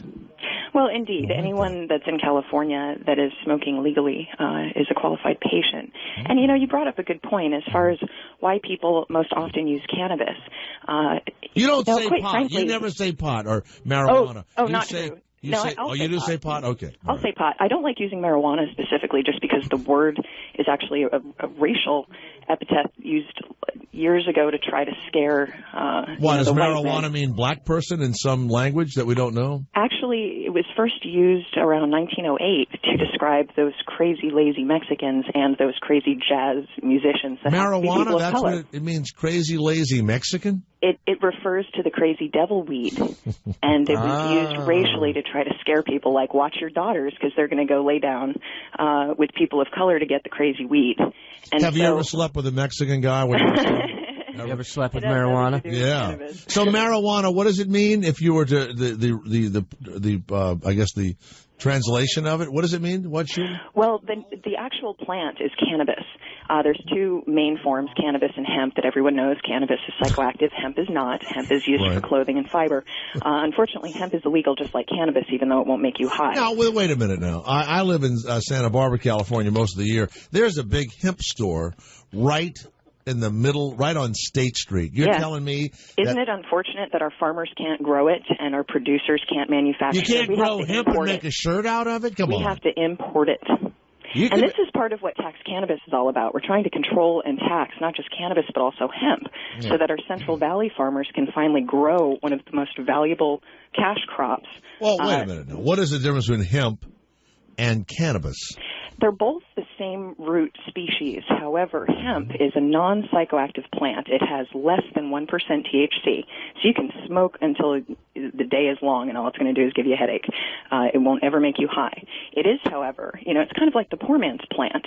It makes paper at the rate of 1 to 4 acres. So 1 acre of hemp in 1 year can produce as much paper pulp as 4 acres of 20-year-old growth trees. Now, how do you do all this and you're completely stoned while you're talking to us? Right? I don't understand. Yeah, like when you're high and you say paper pulp, everyone should start laughing. Yeah. When you sign up for the Oaksterdam University, by the way, OAK, like, oak, and of course it comes from a derivation of Amsterdam. Go to oaksterdamuniversity.com. What's the tuition? Well, we have two different ways to join as a student. You can come for the weekend classes, which is great for out-of-towners or folks that just have busy schedules. It's $250 for the entire weekend. And How that much weed do I get for that? We don't dispense. Can you get a PhD? You'll have to go down the street for that. A pothead PhD, pothead doctorate. PhD. Actually, you do receive certificates of completion if you pass your All final, night I but you worked got to on take that the test, brother. Now wait, when you say and it's only for the weekend you go to college? Well, that's one option. We have weekend courses, so you can take 2 courses over 2 weekends to get the full basic and advanced package, or you can come as a semester student, and that's either between 10 and 13 weeks depending on your subject. We have horticulture semesters, and then we also have semesters that cover all of the basics. And you walk into a room and there are cannabis plants in the room when you walk into your classroom. If you walk into the lab in Oakland, we do have a display lab for the students to learn from. In other campuses, we have what we refer to as a show and tell. We don't grow on campus. We just bring the plants in for class, and then they leave again. They belong to a patient. Now, how long do you have to dry the leaves? Now, do you know how to make a pot? God forbid cannabis. Do you know how to make medicinal cannabis, Shuli? Do you know the process? Yeah, you do it like regular cannabis, but you have a lab coat on. That's it. Same thing. But do you know how to do it? I mean, you don't just cut it off the vine and you start smoking it through green. No, right. You got. Well, I wouldn't recommend it. No, but how do you? But I would recommend. Do you have to age it like tobacco? You have to dry it out somewhere. It's called curing. Yes. You cure it. How long do you have to cure a marijuana leaf? A cannabis leaf. You're looking between 2 to 3 weeks to 2 to 3 months on average, depending. Now, how would you make it stronger, or how would you gauge the THC, the strength? Well, yeah, but what do you do? Are there certain seeds that you brought in? It's like wine from Europe. I think a big factor in it is how it's grown, like where it's grown. Yeah, it's nature and nurture. A lot of it does have to do with genetics, and this is where you get into the wacky stuff, because they talk about how pot has gotten so much stronger, and the fact is they tested Mexican ditchweed 30 years ago, and they're testing the good stuff today, and they're comparing apples to oranges. We still have Mexican dirtweed today, and if you go test that, it's the same as Mexican dirtweed 30 years ago. Now, I hear the best is, and for years has been coming out of Vancouver. I'll disagree. I think California has the best crop. For a while, BC was popular, but you got to realize that BC keeps the best for themselves. What trickles down to the U.S. isn't necessarily the best. California growers these days, especially because they've acclimated to their environment, really do a fine job. And, we can't discard the fact, so you don't have cancer, you don't have AIDS, you're not dying of something. You talk about just wanting to have a good mellow night or go to sleep. They talk about that as being a dangerous side effect, but how many pills a year do we take to fall asleep and feel good? Oh, no, it's crazy. Ira the Weatherman is here. How many pills? 1,000 pills. You would take 1,000 pills a week instead of one joint. Is that right? That is right. All right. Ira the Weatherman, I want you to meet Dale Sky Clare from Oaksterdam University, and she teaches people about the cannabis industry. Do you know what cannabis is, Ira the Weatherman? No, I don't. It was called marijuana, but that was an insult to sleeping Mexicans. So that's what you said earlier, isn't it? There's one derivative. It's a well, I'm just going over my notes here, what I heard earlier. That's all. It's to refer. They used to say things like. I don't like to be laughed at. Go back to your own country, you dirty marijuana. Yeah, pretty much. I don't like to be laughed at in the middle of an interview after I've used the exact wording that you used. Oh, you're doing a fine job. Okay, thank you. So, Ira the Weatherman, it's marijuana. Have you ever smoked marijuana? Never. Never. You and Shuli have never gone on a roof somewhere and had a little marijuana. No, we never had it. Not that I know. Not that you know of. After you smoked a cigarette with him, did you feel kind of relaxed? Yes. You feel calm after that. Yeah, there you go. I was like a puppy. I just blew it in his ear. And he likes it. I blew a hit right in his ear. Now, you're a lovely woman, Dale Sky Clare. I mean, really, really lovely. And the picture I'm looking at, it looks like you're outside of a kickboxing academy. Is that? Oh, my goodness. You found that one. We found it. Yeah, you little devil. Now, here's the thing. When you were a little girl and you were, going to high school and did you go to Normal College, Normal University? I did. And, you crack me up. You went to CSB. My mother used to teach at CSB. Really? She was in radio in Florida for 25 years. Is that right? The Connecticut School of Broadcasting? Yeah, Sonny Quinn down in South Florida. Sonny Quinn was your mom? Is still. Last I checked. What kind of music? I've got something crazy to say to you right now. Oh, do tell. I slept with your mother. Remember what that? Kind of music? Remember I told you about sleeping with a woman named Sonny? Remember that? Yeah, everybody here. Would you tell your mom I still think about her all the time? I will, and I'll hope my dad's not listening. You could be my daughter. Oh, dear. I'm looking at a picture of you right now. Shuli, any resemblance? Do I look like your redheaded Well, she gave me a scholarship. I'll just tell you that much. Nice. Yeah. And what'd you give her? What kind of station? A whole lot of guff, it sounds like. Yeah. What kind of station did your mother work at? No, a school. Well, she did. She was on the air for 25 years. What station? She had a morning show on ZZR, and then she also was Sunny 104.3 for the last. Her name was Sunny, and she worked at a station that was called Sunny 104. Yeah, can you believe it? Did she do the wake-up show? Good morning, it's me, Sunny. Good morning, Sunny with Sunny. Now, how do your parents feel about you now teaching at the cannabis industry school, Oaksterdam University? Well, it's remarkable. I rebelled by going conservative for the last, 15 years. You mean you were right-wing? You were like a Dennis Miller type person? I went corporate. I did. Mm-hmm. And I'm circling back around. I guess the apple rolled back into the tree. You my were mom straight, and now you're into the cannabis thing. You know what's beautiful is corporate America taught me all the best practices to turn around and work with corporate America. Now, it is against the law. It is against federal law to smoke pot and to grow it and to sell it. Correct. But in the state of California, they've made it legal. Here's the question. Does the state law override the federal law? And do you ever fear that the FBI will bust your door down and come in and confiscate all the marijuana? Well, it's an excellent question and a tricky one. We have what's called dual jurisdiction, meaning that both badges, both federal and state, have jurisdiction in California. State officials, state law enforcement, there's nothing that requires them to enforce federal law or enact federal law. Mm-hmm. So as long as we're not in direct conflict with federal law, meaning we're requiring the state to grow the pot, there is no conflict. And the badges in California need not harass anyone for using cannabis if you are operating safely. I did not understand one. Badges? I didn't understand We don't any of need that. nothing. Dale, by the way, is the chairperson of the Education and Research Committee. I mean, you've really made this into medicine, and we're just interested in it as something to make us feel good.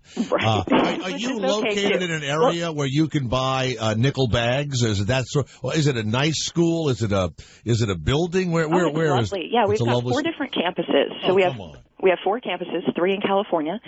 Down in Atwater Village, we're about to move in Los Angeles, which is a lovely, like, pedestrian walkway with little shops. I bought a lot of drugs in Atwater Village. Before or after you were with my mother, right? Is it true? But in Oakland, it's a 3-story building. We have 30,000 square feet. How do you feel that I slept with your mother? How do you feel about that? You know, I'm not sure if I should slap you or kiss you. It's just weird. She was wild, by the way, and I'll tell you something. Your dad may know this too. She still is. Nothing's changed. She liked to be licked behind her right knee. I'll now never you're forget just trying to get smacked. I'll never forget it. Now you want to taste smack. You said something about smack. You know, do you teach about smack at the school too? You know, we teach titration. We teach safety and responsibility. Now we the phones have lit up here. Is it true that? But this is what you mentioned. This is important because we agree with you. It's not just medicine; it's recreational, and that's why we're trying to legalize in California for adults. Yeah. And by the way, is it true that the cigarette companies own the names of you've heard that rumor, haven't you? That they own, Acapulco I was at that party. Gold. I heard that. Yeah, and they own the names, and if ever it's legalized, you can buy a pack of Acapulco Gold. What else would they sell? Well, I'll tell you one. What They other don't name own the name is Shuli Kush, an exclusive strain that's been developed out in the Bay Area by my buddy Dizzo out there. You might want to look into that, Professor. And they also have weed. Thank you, Ira. What's that, Ira? Weed? Weed. You just call it weed? Yes. Weed. All right. Now, I wanted to ask, is it true that your guys' football team is still lost, looking for...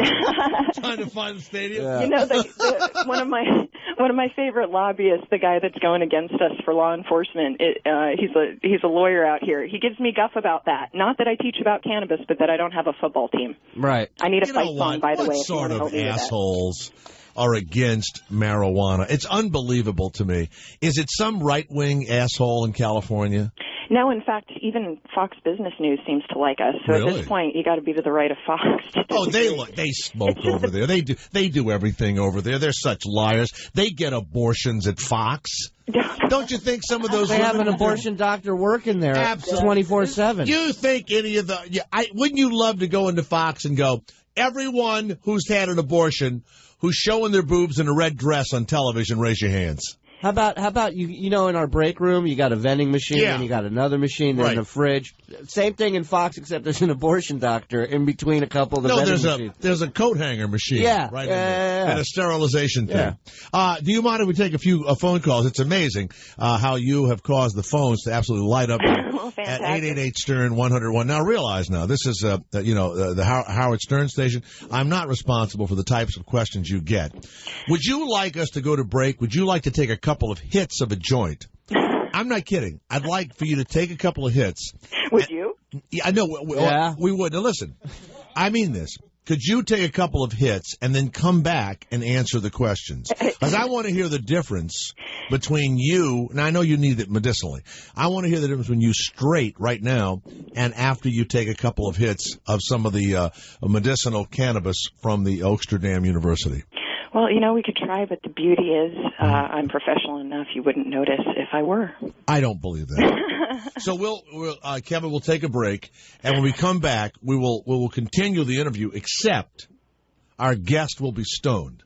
So stay where you are. It's the Jay Thomas Show. On staff. With and maybe someone on the staff. And maybe. No. Yes. No, I'm not joking. Now, are you going to use a cigarette, a one hitter, or a bong? We got a bowl. I'm a fan of vaporizers. Vaporizer. Wow. Now, what does that do? Nice. Okay, so you're going to I want you to vaporize yourself a lot. You know those old shows where you would take a drink and before the show was over they would show you can't drive or you would kill people or whatever. They do that on July 4th. One time get funnier and funnier. I was with a guy once, and we did it, and he got so drunk he drove home. He died in a car accident. We had him in the studio, and we got him drunk, and then he drove home and he died in a car wreck in Charlotte, North Carolina. You know when you did that? Yeah, we never did it again. That's nothing. How about? Oh, well, we kind of did. We kind of did. With who? The guy from Oklahoma who wanted personal license plates that said "I'm gay." He was killed. He was murdered. They found him dead. in his Dale, apartment. we had a guest on who wanted to get "I'm gay" on his license plate in Oklahoma, or Oklahoma. We told him we should do, and they murdered him 2 weeks later. We told him he's going to get murdered if he doesn't leave Oklahoma. Holy Hannah. I lived in Wyoming. You say 7 years. guff I and was you there say when that holy was Hannah. too. You say the strangest things. You go, give me guff and all. You sound like somebody from a 1940s detective movie, you know? Yeah, I'm geeking out on you, aren't I? Yeah, and geeking out and all that. So you're going to get stoned. Dale, I thought vaporizers were only in Star Wars. What? Indeed. Well, it turns out. You can thought ingest your vaporizers medicine. were only in Star Wars? Star Wars. Really? Yeah. So, okay, I tell you what, Dale. Dale Sky Clare. So go to OaksterdamUniversity.com. She is the gorgeous executive chancellor. Remember now, they're providing quality training for the cannabis industry. Should I come and lecture? Yes. At Could Oaksterdam? Julie lecture at the school? I would love to have you down as my guest. Yeah. Wow. Absolutely. And you know what? You'd stay at my home and then you drive up. We drive up there together. Well, You know, my mom told me about guys like you. I Yeah. got it. Hey, listen, we could lecture about mean how the to old lecture knee being lecture? stoned. Yeah. Okay. There you go. So you will Media vaporize, and then we'll take questions when we come back. All right. Jay Thomas. It's the weirdest and the wildest. Check 1, 2. Testing. Ladies and gentlemen, You're listening to the Jay Thomas Show. The thing that's wrong. I like it. This is what it sounds like. Howard 101. Yes.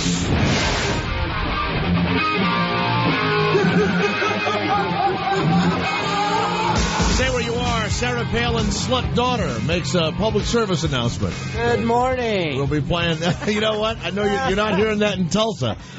You're not hearing that headline in Tulsa. No, you're not. Uncle Cracker will be here.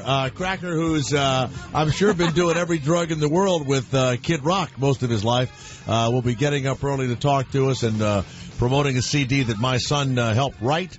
So we'll talk to not Kid Rock. We're talking to Uncle Cracker. We get the sort of we don't get the A top celebrities, but I'll say things about, he's an A. He's A, right? Cracker's A? B plus. B plus. We'll ask him what he thinks he is. All right. Go to OaksterdamUniversity.com. Dale Sky Clare is the executive chancellor of a university that has quality training in the cannabis industry. And we've asked her to vaporize herself, and we come back and we would let you ask some questions at 888-STERN-101. First of all, Dale, that middle name, Sky, is that your given name, or did you do that because you're in the industry that has, getting high in it? You know what I mean? Yeah, that is my legal middle name, and my parents decided that since most folks hate their middle name, they would let me choose my own. So for my 15th birthday, I actually picked that one. I thought your parents picked it out, and your dad.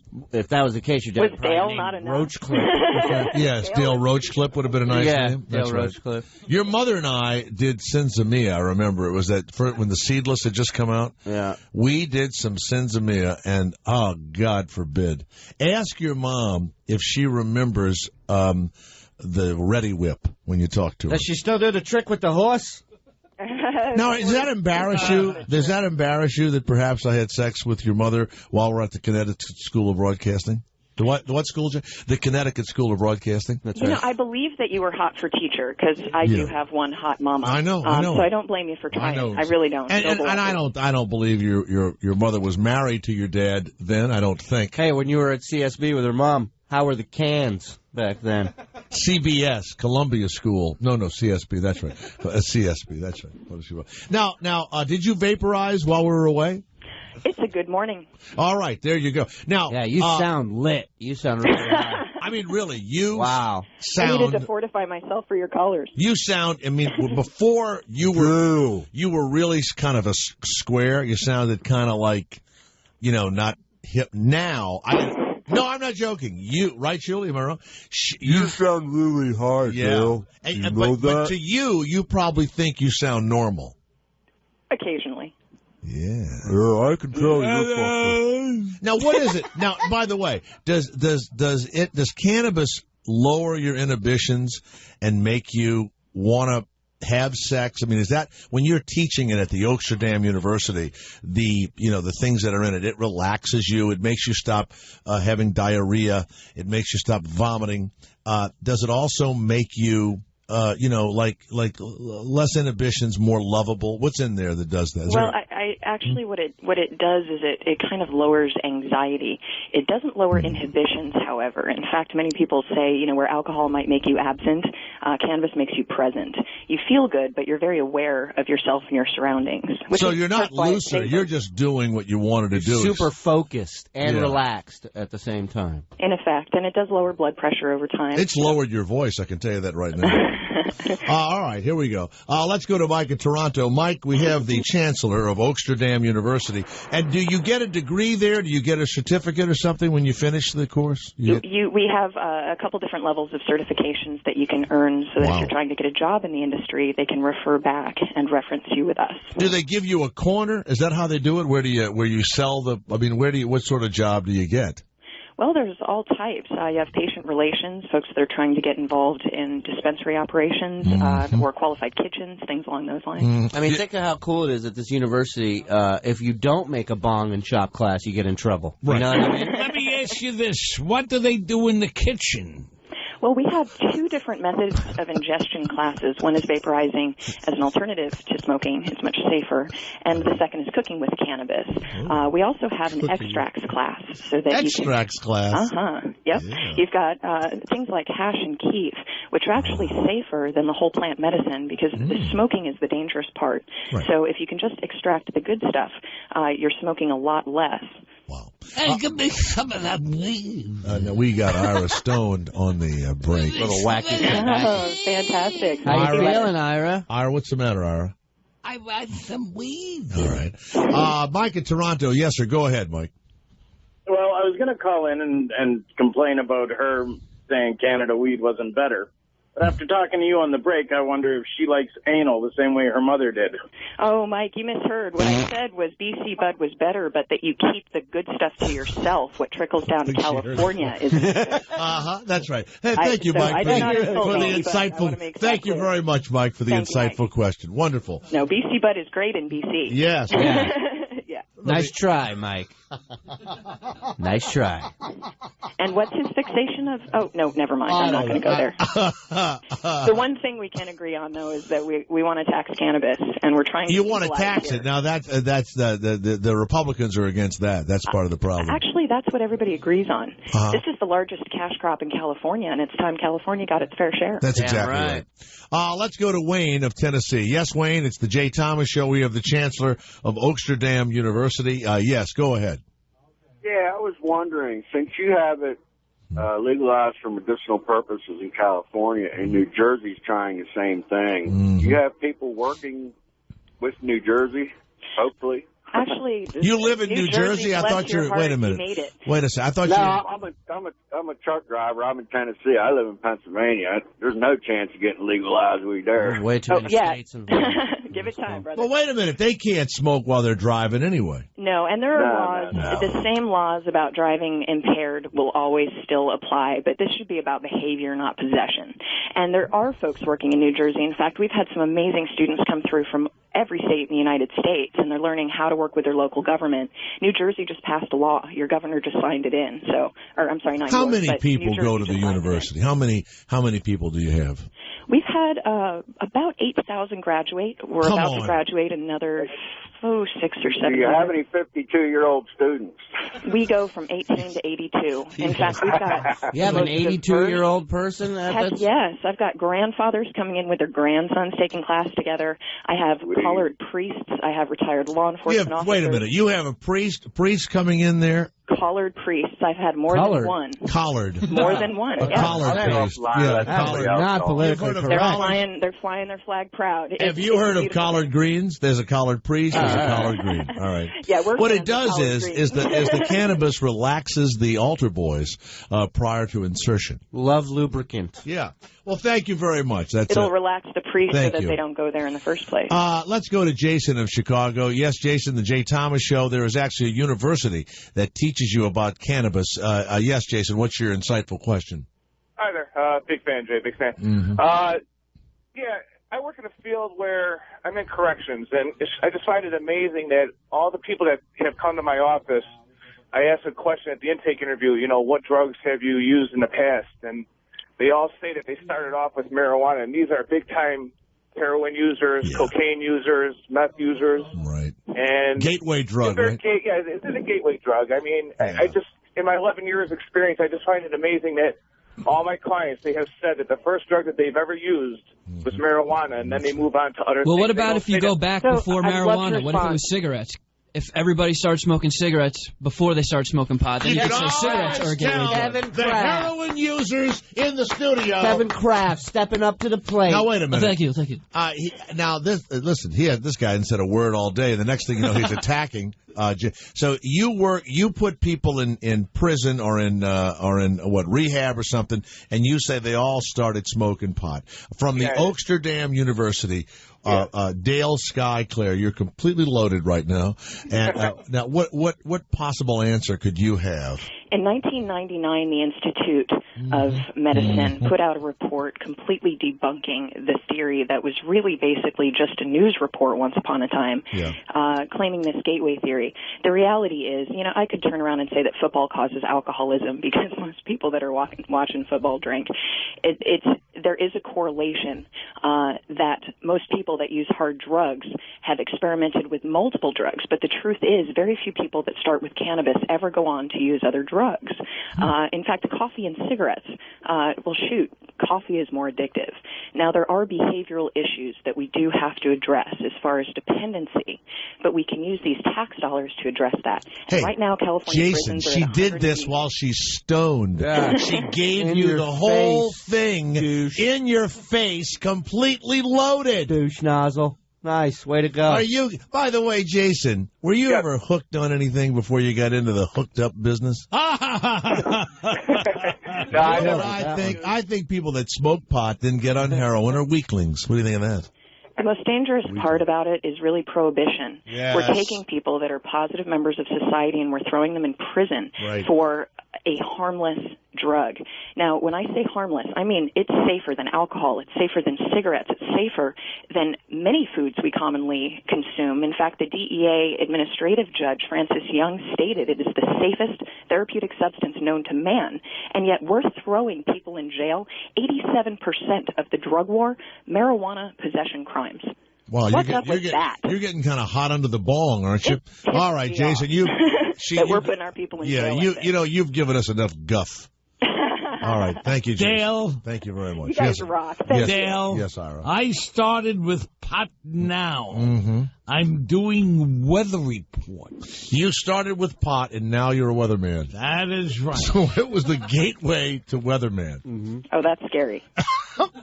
Jesus. Dale, we are going to have... There's a program for that. We're going to have pots all around the city today, all around California today. We're all going to go out on the streets and have some pot. What is pot, Ira? Well, we got to do, honestly, this is the truth. Well, we're coming to the end of the interview when it causes you to become a weatherman. What pot should I smoke that will Dane cook funny? That will make... Whenever you come to New York City... Yes. Stop at the Seven Seas. I'll meet you in Rhode Island next week. All right, you're going to Rhode Island next week. Well, finally, let's go to Scott of Boston. Scott, what an enlightening conversation. How you doing, Scott? Scott, around your way today, it's going to be around 55 Everybody talking to once. 60 degrees. That's right, Ira. Just whatever you feel like saying. Run the sound effects. Somebody take a dump on some of the equipment. Yes, go ahead. We've got Dale Skyclair from Oaksterdam University here, and what's your question? Hey, Dale, how you doing? Hi, Scott. I was wondering, where's your college located, and do you guys do the online courses? You want an online university? Yeah, we're not doing online yet because we still have issues with state to state. However, we do have campuses in Oakland, Los Angeles, North Bay, and Michigan. Wow. We're also planning classes out in Rhode Island and a couple other a couple of other places, perhaps Washington. And right, you're getting them in Rhode Island. That's good. I'm right on the border of Rhode Island. Yeah, right on. Yeah, so we're trying to go to the now. Wait a minute. Now you'd go to the university, and what would you do with your degree once you got it, Scott? Well, first. Well, now I'm going to talk to Scott. Oh yeah, I'm sorry. What, Scott? What would you do with your degree? I'd grow weed with my oldest son and sit back in the backyard and get high with him. You and your son would just get high, but you need to have some disease of some sort. Well, I have massive headaches, chronic back pain, explosive diarrhea.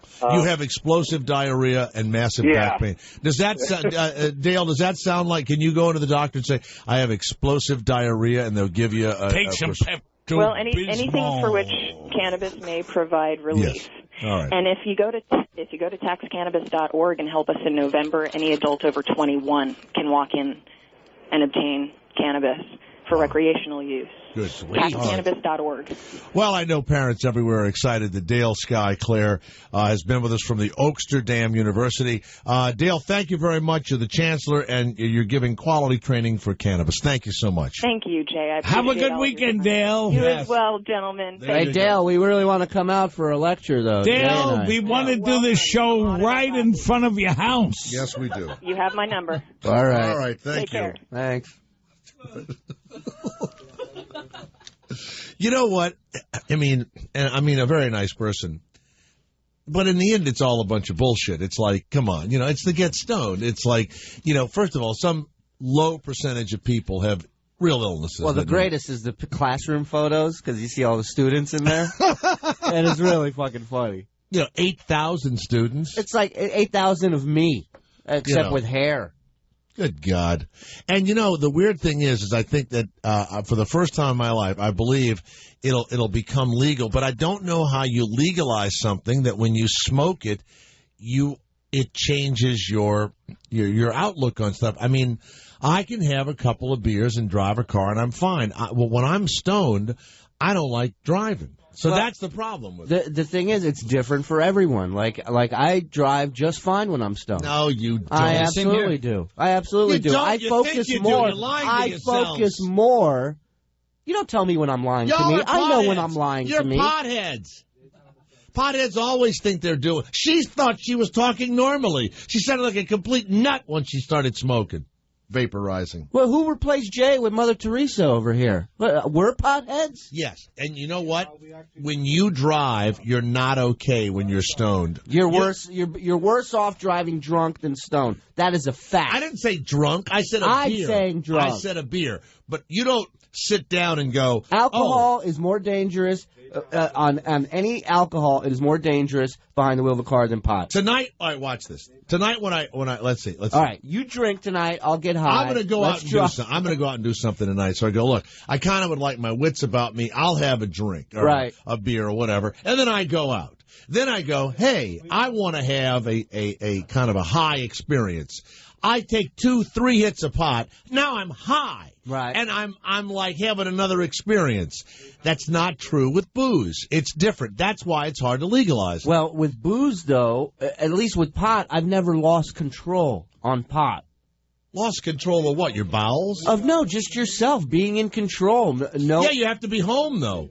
No, you don't. I've been out in situations and gotten stoned where but getting drunk, number one, it's a much more physical high. It's not just, pot is more of a mental high. I think I'm talking about driving a car, taking care of your kid, or doing stuff. When you're stoned, you could have a drink and still do it, but you can't take 2-3 hits of pot. And yet, if it's good, and still have a normal life. You can't. Well, it depends which definition normal is. No. Your wife is not going to let you take care of the baby when you're stoned. She's not. And she shouldn't. You could drop the kid. You know what you'll do? Where did I put it? How many sober people have dropped their kids? God forbid. Not many. Don't you get in the middle of this, Ira. How many sober people have dropped their kids?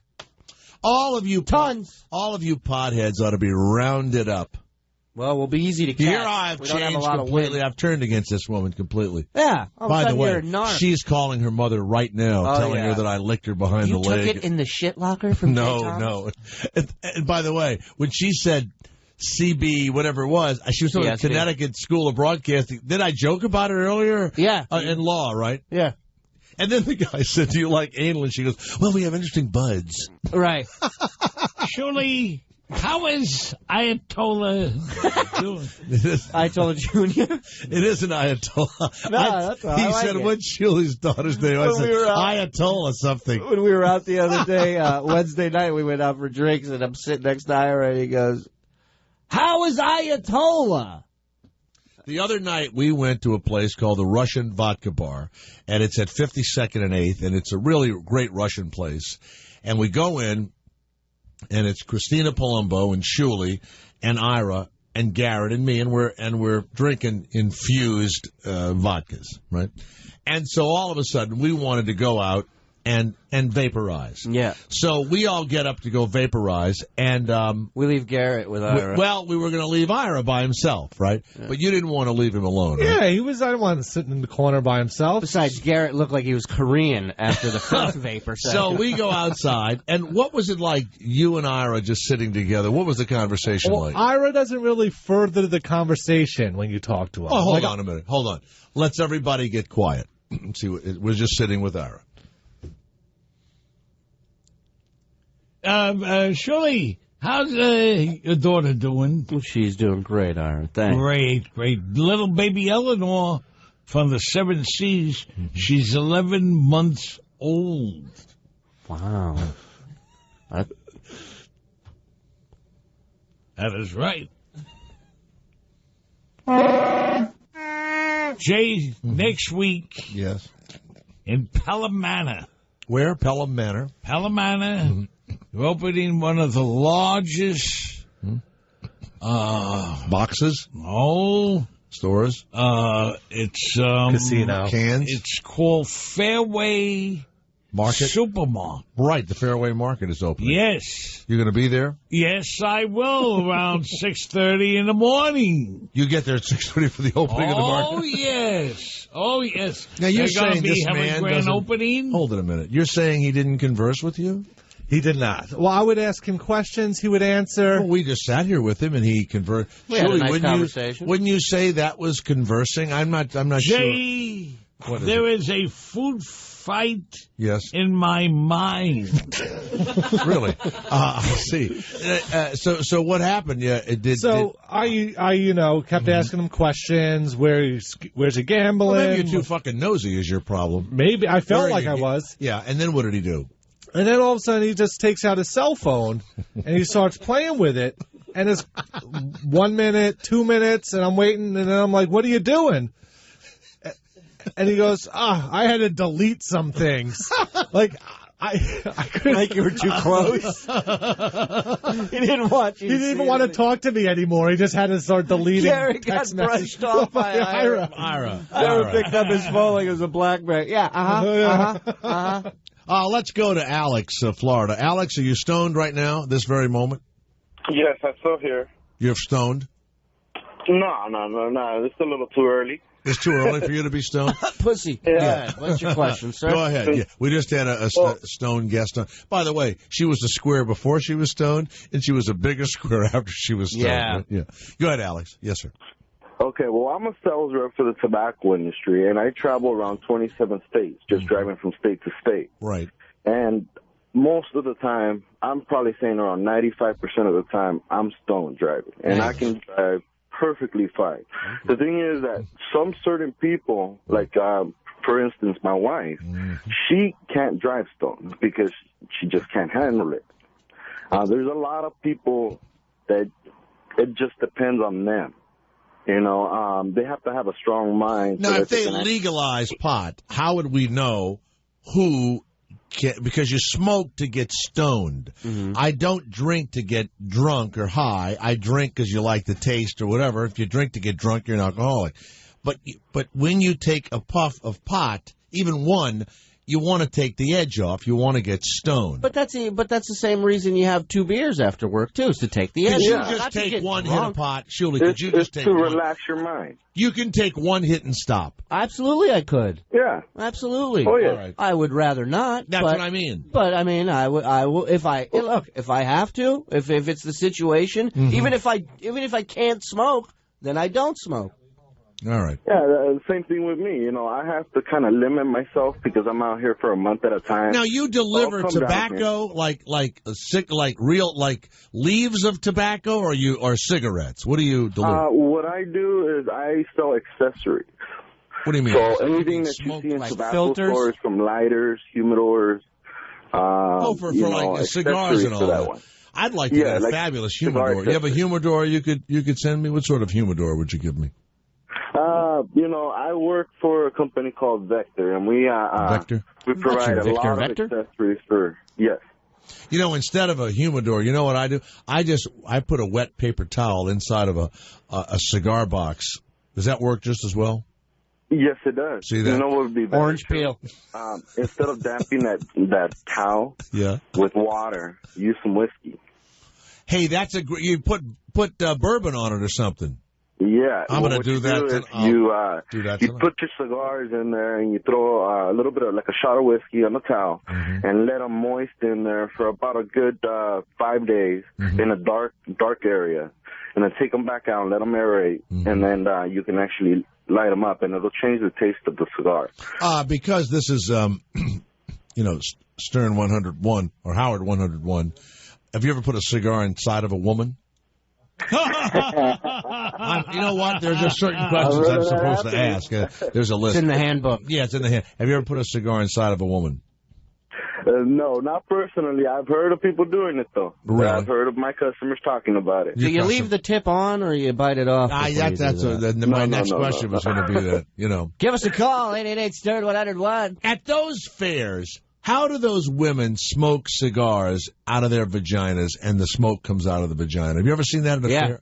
How do you fair? I saw it on State Fair. That's what I mean. Yeah. How do you, Alex? Have you ever seen smoke come out of a woman's vagina? Yes, I have. What's that, Alex? Yes, I have. It was a cigarette, but how do they do that? That's amazing. Skill to do that. That's a very special skill. All right, Alex. Thank you for sharing. Thank you so much. Thank you, Chris from Indianapolis. Are you stoned at this very moment? Yeah. How you doing, Jay? You're stoned now. Hey, man. Hey, what's up, Shirley? Yeah. Yeah. Okay, good. Thank you, Chris. Appreciate it. All right, bye. There you go. Stay where you are. Uncle Cracker's on the way. The Jay Thomas Show. Howard 101.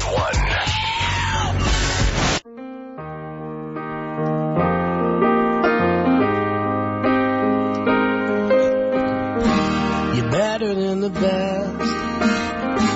I'm lucky just to linger in your light. Cooler than the flip side of my pillow. That's right. Completely unaware. Nothing can compare to where you send me. Lets me know that it's okay. Yeah, it's okay in the moments when my good times start to fade. You make me smile like the sun, fall out of bed, sing like a bird, dizzy in my head, spin like a record, crazy on a Sunday night. You make me dance like a fool, forget how to breathe, shine like gold, buzz like a bee. Just the thought of you can drive me wild. Go to UncleCracker.com, and this is from the hit CD. And what's exciting about talking to Uncle Cracker is he has been so kind to my son, JT, and allowed him to collaborate. Cracker, welcome to the Jay Thomas Show with Shuley. How are you? I'm doing good. You? I'm good, man. And what is Blair's last? I fell asleep waiting for you. Well, hey, Cracker, that's what cocaine is for, okay? Waiting for a radio interview. I don't know if you know that or not. So, hey, now listen, what's Blair's last name? Who helped write the song? Daly. Daly? Yep, Blair Daly. Blair Daly. Now, first of all, when you redid the Dobie Gray song "Drift Away," right? I didn't know this. I was talking about music and money and everything else. And in Congress, they're trying to pass a new law that you, of course, the writer and the publisher gets money. But when it's played on the radio, the singer gets no money there's no royalties for a singer on the radio. Unlike television, where if something's played years from now, that right, the actor gets money for it, right? Right. Oh, there must be. Oh, I get what you're saying. Yeah. That's so you sang "Drift Away," but when it played on the radio, you didn't get any money for it. But the original writer of it, got the money, right? Cock soup for that. What's that? I got cock soup. You got cock soup for that, right? That's all you got. Now, did he? Now, it was a huge record. Did he call you and thank you? Did who thank me? The writer of "Drift Away." What happened? Where is he? Did you ask him about Bernie Madoff? No, I didn't say a word. No, this one we're not going to lose. I don't think I can insult Uncle Cracker. He said he was on the road. Oh, so he's driving somewhere and screwed up the whole interview? Yeah.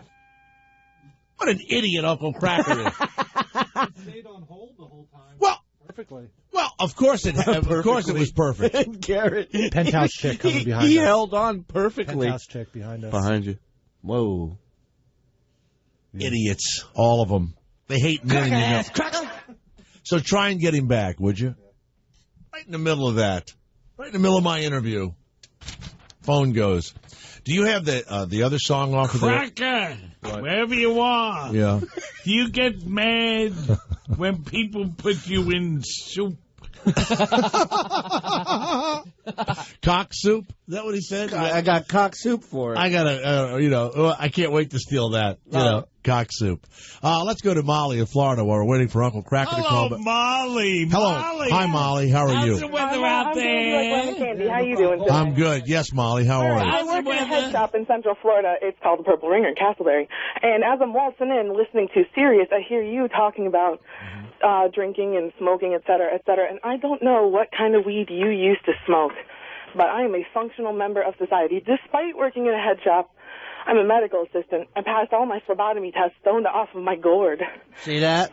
And Your I'm pretty damn functional. Your phlebotomy test? What is that? What is a phlebotomy? Is trapeze, right? It's when you take blood. Oh. Wait a minute. Wait a minute. You are stoned and you put needles in people's arms. Actually, I was more focused when I do that. When I get stoned, I'm the type of person that... Such it's bullshit. absolutely true what she's saying. I'd put your ass... If I knew you were stoned and sticking a needle in my arm, you'd be in jail forever. You wouldn't know. You wouldn't know. I wouldn't know. No, you wouldn't. Fucking eyes are rolling in her head. Give me a... No. Your tits would be laying in my face and go, what's going on here? Molly... No. Listen. I mean, I know it sounds ridiculous because somebody told me... You're on speed right now. No, I'm on, 4 shots of espresso right now. Molly... And that's work. Well, Ira has something he wants to say to you, Molly. Go right ahead. Pot leads to awful things. No, it doesn't. Like I've never tried anything else. Concert. The only thing I like with pot is whiskey or brandy. All right. Or maybe a Sam Adams. You know what I mean? So I can function. Don't bring your boyfriend by the way, into this. Listen. Wherever you work, whatever hospital you're in, I'm expecting to hear about a death real soon. No, I doubt that. And honestly, I work in the head shop because it pays $5 more an hour. All right. In the hospital. Yeah. Did they? Hey, Thank quick you. question. In all seriousness, because I went to apply for a job at a head shop. Did they drug test you to get hired there? No, but you know what's funny is they hired me because I'm fucking great. I mean, I wanted a job a year before they hired me, and then I walked in one day, and they're like, you know what, you're pretty cool. You buy blunt wraps. Do you want to work here? Jesus Christ, how fast do you talk? I'm a babble mouth. Really? This is All what right. greatness sounds like. Let's move away from the phlebotomist and let's move. Is Uncle Cracker there, the loudest man in the world, the back of the room? Cracker, you there now? Yeah. You're like My goodness, where do you find these people? They're on the radio. You know what? I was so excited to have you on, and you've done nothing but shit on me since the interview began, okay? No, I'm not shitting on you. I'm just having fun. Really? Absolutely. Really? That's all right. I'll join you, Cracker. Let's get on. No, wait a minute. No, but I'm so...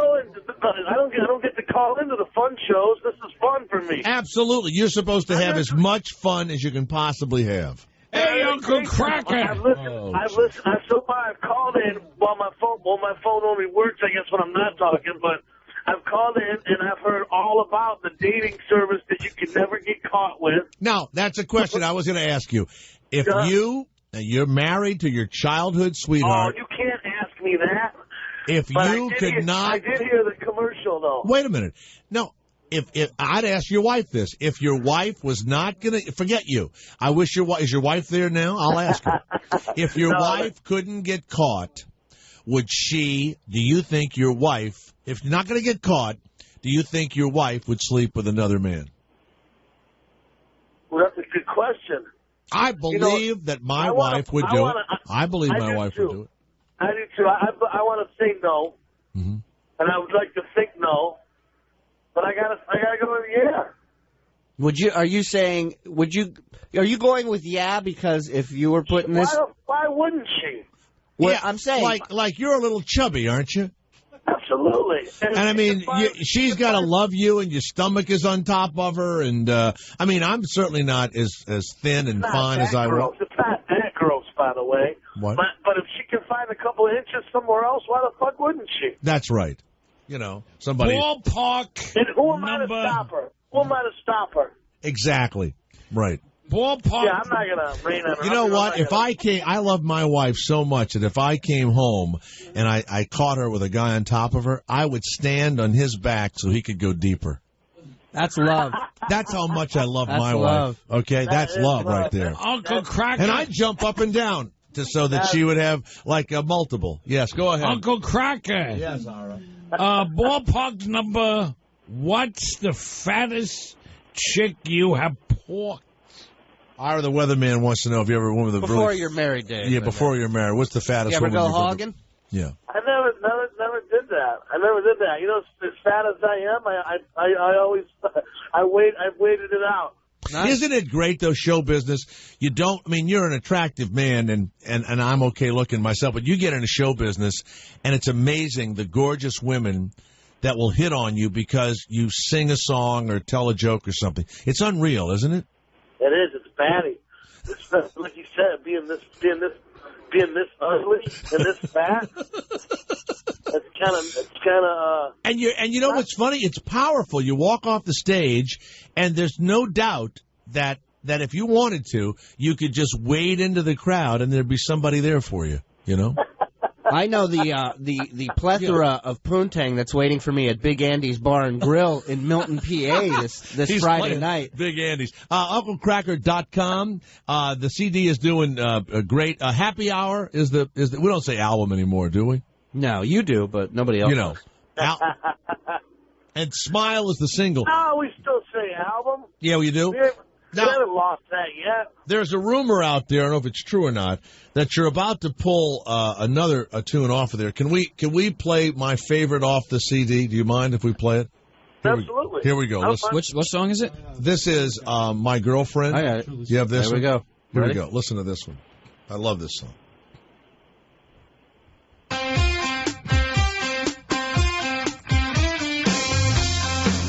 From the Happy Hour CD, Uncle Cracker.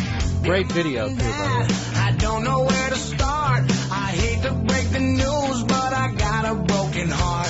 That sweet southern belle that I met in Tennessee got a hickey on her neck, and it ain't from me. Seems there's someone special she's been meeting at the gym, but the crazy thing about it is that someone's not a him.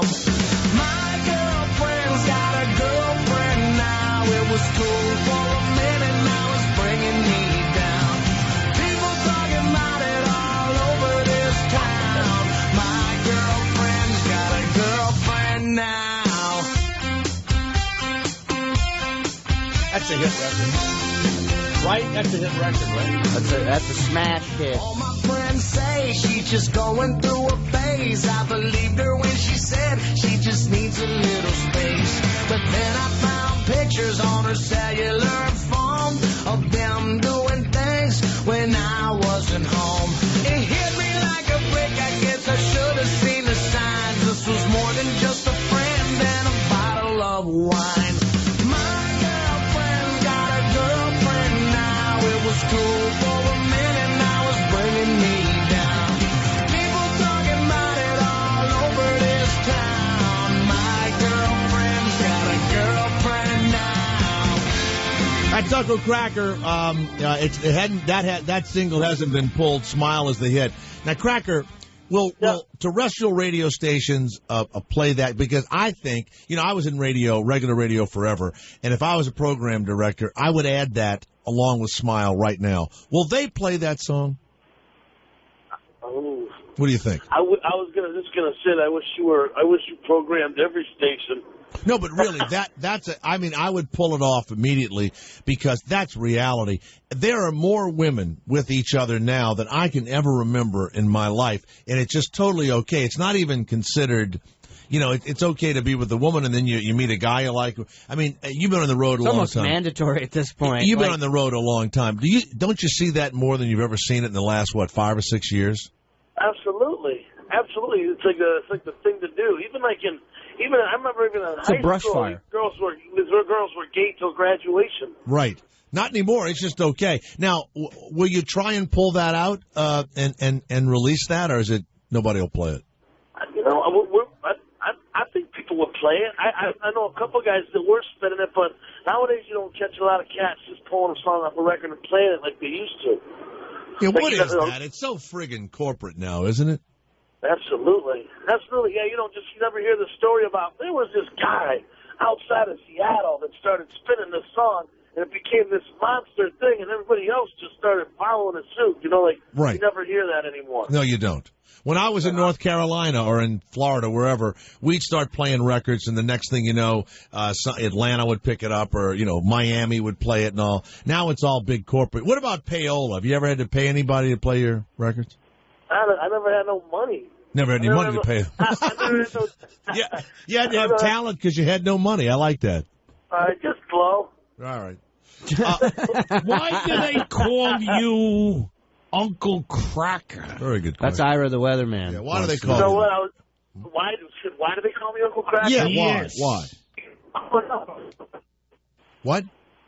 It's top secret. Really? It's confidential.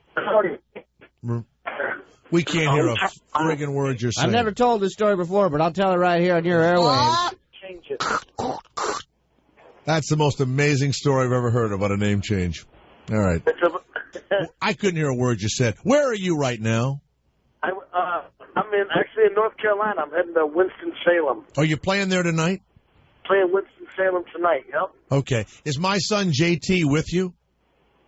He's not with me. He was with me last week, though. He came out to Bloomington, Indiana. Mm-hmm. And he hung out for a few days, to tell you the truth. So here's my son. He's a hook. Here's my son, who's been in the record and radio industry, or record writing and stuff for his whole life. Doesn't drink and doesn't smoke dope or anything. It's weird, isn't it? But you know what? It's not his thing. Yeah, I believe he ought to be stoned and drinking. His thing is more like being a chick. As a parent. Are we completely ruled out the fact that, what if he's a pillbilly? He's a what? Well, I said, what if he's a pillbilly? Oh, he might be taking pills. Yeah, he might be taking pills. I never thought about that. You're saying, what if he plays for Corey Haim's bowling team? That's what you're right. saying. You know what? I would be a proud... biological father. Pill poppy pop? That's right. He might be standing next to me at 6 in the morning and looking at me going, you're just wasting your time. You just never know. That's right. Where are you playing tonight in Winston-Salem? We're playing at a club tonight in Winston-Salem called Aquarius Music Hall. Okay, cool. With a band called Rehab. Nice. Is that your band, Rehab? No. This is another band called Rehab. We've been on tour together. We got about 40 cities in 7 weeks. But they sing that "Sitting at the Bar" song.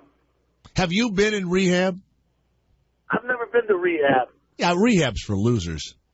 You know what? I see all these stories. Like I always read, all these kids, all the young actors, and they'll always go into rehab, and all them people, them kids got around them. Doesn't nobody just tell them those are just hangovers and that they go away?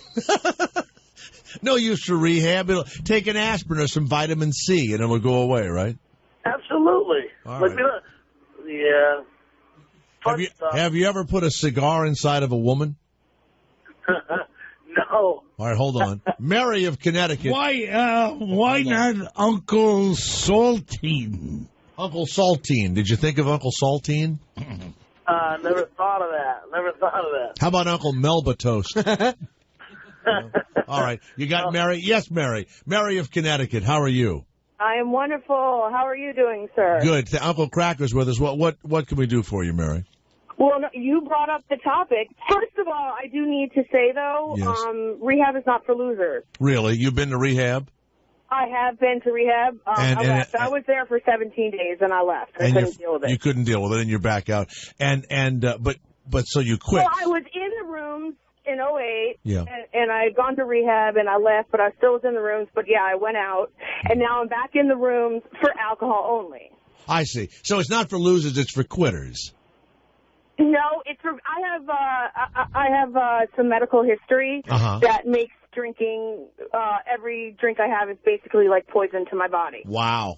Have you ever had a cigar inside of you? Yes, I have. You've had a cigar inside of you. Yes, I have. I thank you, but I just had to say that because people, it's hard, it's tough, and addiction is scary. Oh, I you was talking can't about handle the it. cigar. We were talking about the cigar. Okay, sorry. Yeah.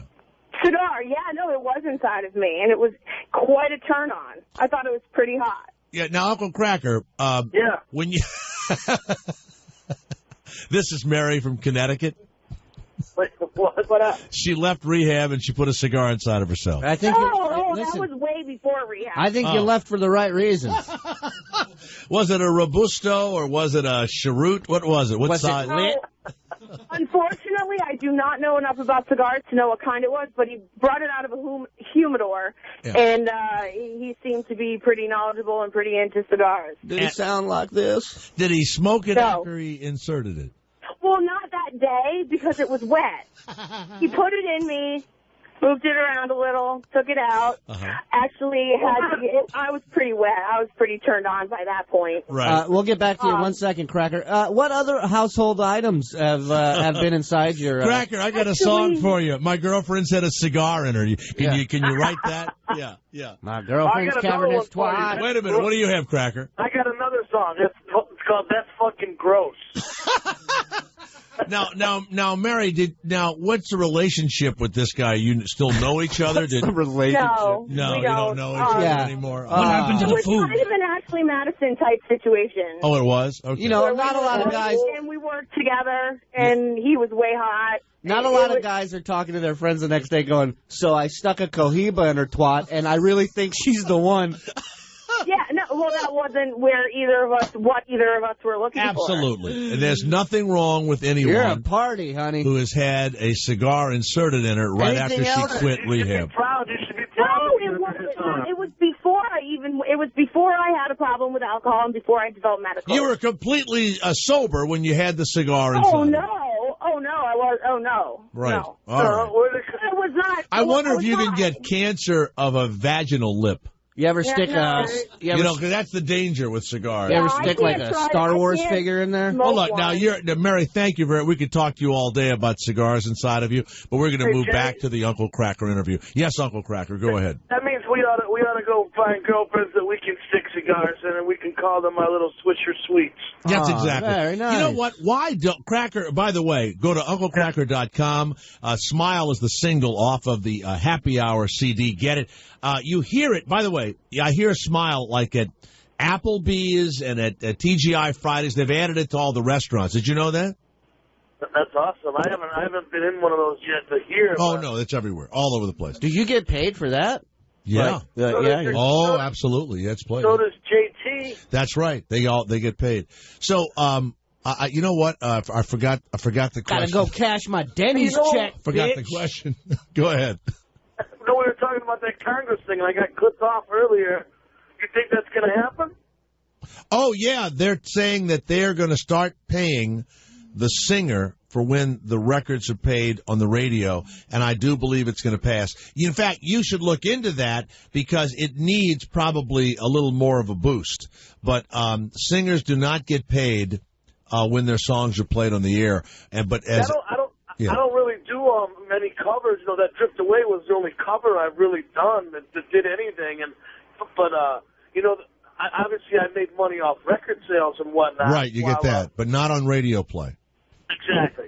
But I can see how you can. There's probably like the Dionne Warwicks of the world that go in and are pretty upset, that, or something like that. A lot of old timers got screwed out of that because they didn't sing their own songs. They sang songs other people wrote. And now that they're older and broke, they're probably looking for it. God, isn't that terrible how they fucked over all these singers all those years? I don't see why people. It's like if I sign Shuley to a deal or something, and then you need me to sign the deal, and then I completely fuck you out of your money. I don't get that. I don't understand what that is.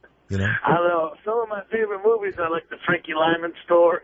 Right. Those movies like that. You always see them go back and they're like, get out of here, you bum. Well, it's like it seems like fucking over the talent is like a national pastime. It's like it's been involved in this business from day one. It's almost like it has to happen. Guys are doing this because. Why not? Everybody else is. Well, I'm going to get a piece of this shit, too. No, all the fuckers run things. That's why. Yeah, all absolutely. the bastards. You know what, Cracker? Now I'm we're depressed. fucking pissed. Now I'm upset. All right. Uncle Cracker, go to UncleCracker.com and get the CD Happy Hour and listen to Smile. One last question. Uncle Cracker, I never heard of your records. I heard of Neil Sedaka, Connie Francis. I heard of... it's a little rude, Ira, to say you've never... Jackie Wilson. Yeah, all right. Those are... Sorry, They're Cracker. all hacks compared to this guy, you understand? Cracker, I'm sorry we're ending the interview on a sour note. Yeah, I didn't write him that one. All right. I heard of the Skyliners, the Coasters, the Elegants, the Capris. How do I say this politely? Could you be quiet, please? Is there a mute button? Yes. Yeah. Uncle Cracker tonight in Winston-Salem. The name of the club again? Aquarius Music Hall. Hey, man, thanks very much. Thank you. I appreciate it, Jay. Okay, Uncle Cracker. Happy Hour CD. Smile is the single you can pull off of it. And my son JT and their buddy Blair helped write it. It's the Jay Thomas Show with Shuley and Ira the Weatherman. Shuley Madison and Jay Thomas. The Jay Thomas Show. Howard 101. Jay Thomas. Jay Thomas. Jay Thomas. Corrupt and immoral. The Jay Thomas Show.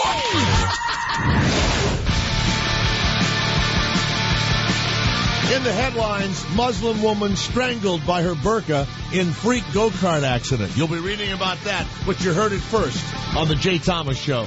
Shuley, we are almost out of here at Howard 101. Ira, you have a warning for Mary from Connecticut, the woman with the cigar inside of her. Yes. Surgeon General's warning, smoking is bad for your fish bucket.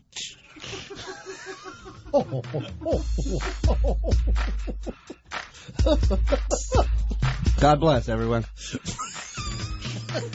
Shuley, have a good weekend. Thank you. Thanks for asking. I'll be in Milton, PA tonight at Big Andy's Bar and Grill with the Rev Bob Levy and Beetlejuice. Jay, have a beautiful weekend. Fish bucket. Thank you, Ira. And Garrett, have a beautiful weekend. Thank you. And Madison, wherever you are. Who gives a shit? Who cares? All right, that's it. That's as good as we can do. Oh, that's funny shit right there. I need a joint. I need a drink. I need it all. Two-fisting it early and often, Let's boys. do it. All right.